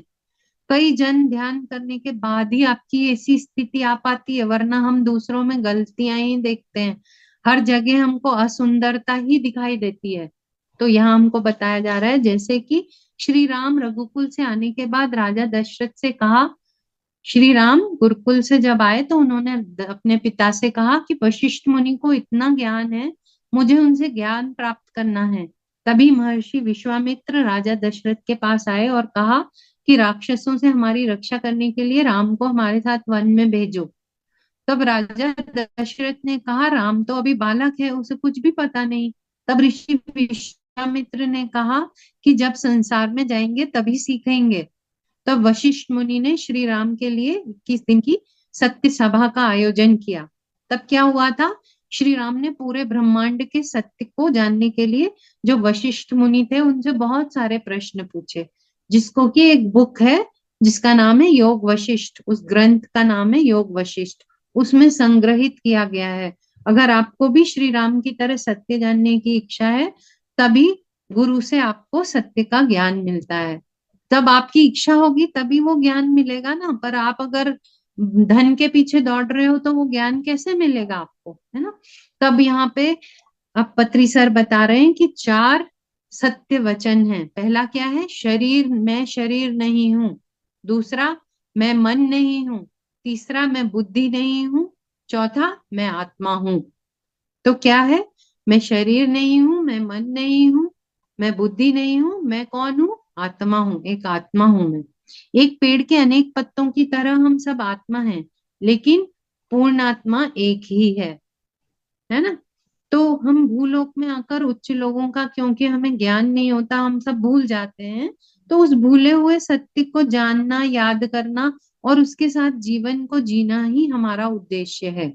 ये हमको पत्री सर बता रहे हैं। ठीक है, अब हम आगे बढ़ेंगे कि हमें ध्यान करके मन को शून्य करना है, अहिंसा के साथ रहना है, खुद को कभी भी अपूर्ण नहीं समझना है ना, कभी भी व्यर्थ समय नहीं गंवाना है। और जो दूसरे लोग हैं व्यर्थ गंवा रहे हैं, वो कौन है? वो शिशु आत्मा है। जो समय का सदुपयोग कर रहा है वो कौन है? पूर्ण आत्मा है। तो यहाँ हमको बताया जा रहा है, दूसरों के जीवन में हस्तक्षेप ना करें। अमीरी, गरीबी, दुख, सुख, मान, अपमान, कैसी भी परिस्थिति आए, एक भी क्षण को व्यर्थ ना गवाएं। जिस प्रकार हर स्त्री के लिए माँ बनना एक महान अनुभव है, उसी प्रकार हर शिशु आत्मा का परमात्मा बनना एक महान अनुभव है। तो सभी को उस अनुभव को प्राप्त करना है। ठीक है, अब आगे बढ़ेंगे। 30 दिसंबर, आध्यात्मिकता यानी सहनशीलता। ये हम बार बार, हमें पत्री सर पिछले चैप्टर में भी बताया, इसलिए इसको मैं ज्यादा डिटेल में नहीं बताऊंगी। वो यहाँ पे बस ये बता रहे हैं कि श्रद्धा और सबूरी को हमको सीखना है, और मतलब कि हमको सहनशीलता को अपनाना है। कोई भी परिस्थिति आए, जैसे कि एक जीवन में सागर की लहरों के समान उतार चढ़ाव आते ही रहते हैं, पर हमें भूदेवी, भूदेवी माने जो धरती माता है, उसकी तरह उतनी सहनशीलता हमारे अंदर आ जानी चाहिए। ठीक है। यहाँ 30 दिसंबर को उन्होंने यही बताया। उसके बाद उन्होंने बताया है कि ध्यान के लिए श्रद्धा, स्वाध्याय के लिए श्रद्धा, सेवा में श्रद्धा, सज्जन सांगत्य में बुद्ध जैसी श्रद्धा चाहिए, तभी जीवन में कल्याण ही कल्याण होगा। तो ये था। यहाँ पे मैं विराम दूंगी। ये हमारे दोनों चैप्टर कंप्लीट हुए। यहाँ उपस्थित सभी लोगों ने जो प्यार से पत्री सर का ये ज्ञान सुना, उन सबको मेरा हृदय से धन्यवाद। हमारे बीच जो भी मास्टर्स थे जिनके द्वारा ये ज्ञान आप तक पहुंचा, पत्री सर का, उन सबको हृदय से धन्यवाद। Thank you. Thank you. Thank you madam, बहुत बहुत शुक्रिया। आप इतनी सुंदर तरह से पुत्री जी का इस पुस्तक का अध्ययन कर रहे हैं और हम सभी तक पहुंचा रहे हैं। अपनी तरफ से बस एक ही बात कहना चाहती हूँ कि हर ध्यान महाचक्र में हम जैसा देख रहे हैं, पत्री सर ने एक ही बात बताई है कि अपना समय व्यर्थ न करते हुए अपनी साधना को बढ़ाएं, क्योंकि हमें नहीं पता कि कल हमारी ये जो सांस चल रही है ये आएगी या नहीं आएगी। तो हमको ये जो जीवन मिला है सुंदर सा, इसको आनंद के साथ, ओशो की तरह, मतलब एक सेलिब्रेशन के साथ जीते हुए, लेकिन अपनी आध्यात्मिकता में आगे बढ़ते हुए हमें इसको बिताना है। तो कोई सभी लोग, ये पत्री सर का ज्ञान है। तो मैं एक बार और बस ये बताना चाह रही हूँ सबको कि अहिंसा के साथ रहें और ध्यान करें, और जीवन को अपने जो सहजीवन करने आए हैं हमारे साथ लोग, उनके साथ प्रेम से, शांति से, आराम से हम इसको जीवन को स्वर्ग जैसा बना ले। हम ऊपर जाके मरने के बाद स्वर्ग न जाएं, हम यही अपने आसपास ही स्वर्ग का निर्माण कर लें। ठीक है। तो वो ही सुंदर जीवन कहलाएगा हमारा। यही मेरा तो मैसेज यही है। हाँ, यही मैडम हमारा ध्यान, ध्यान का माध्यम से हम आनंद से जीवन कर सकते हैं, खुशी से लाइफ को हम्म। सेलिब्रेशन बना सकते हैं। नहीं तो हम दुख हाँ। में, तरह तरह का प्रॉब्लम में, फ्रस्ट्रेशन में यही करते करते बिता देते हैं। ध्यान में आने से हम जीवन को सही ढंग से जी सकते हैं, लाइफ को सेलिब्रेशन बना सकते हैं, आनंदमय हम्म। बना सकते हैं, सुखमय बना सकते हैं, और सभी टेंशन से भी निजात पा सकते हैं। सभी सही दृष्टि आ जाता है, देखने का दृष्टि बदल जाता है। हम्म। ज्ञान के साथ हम अपना जीवन धारण कर सकते हैं। तो बिल्कुल। Thank you madam. आज का कार्यक्रम हम यहीं पे विराम करते हैं। सभी को धन्यवाद। शुभ रात्रि।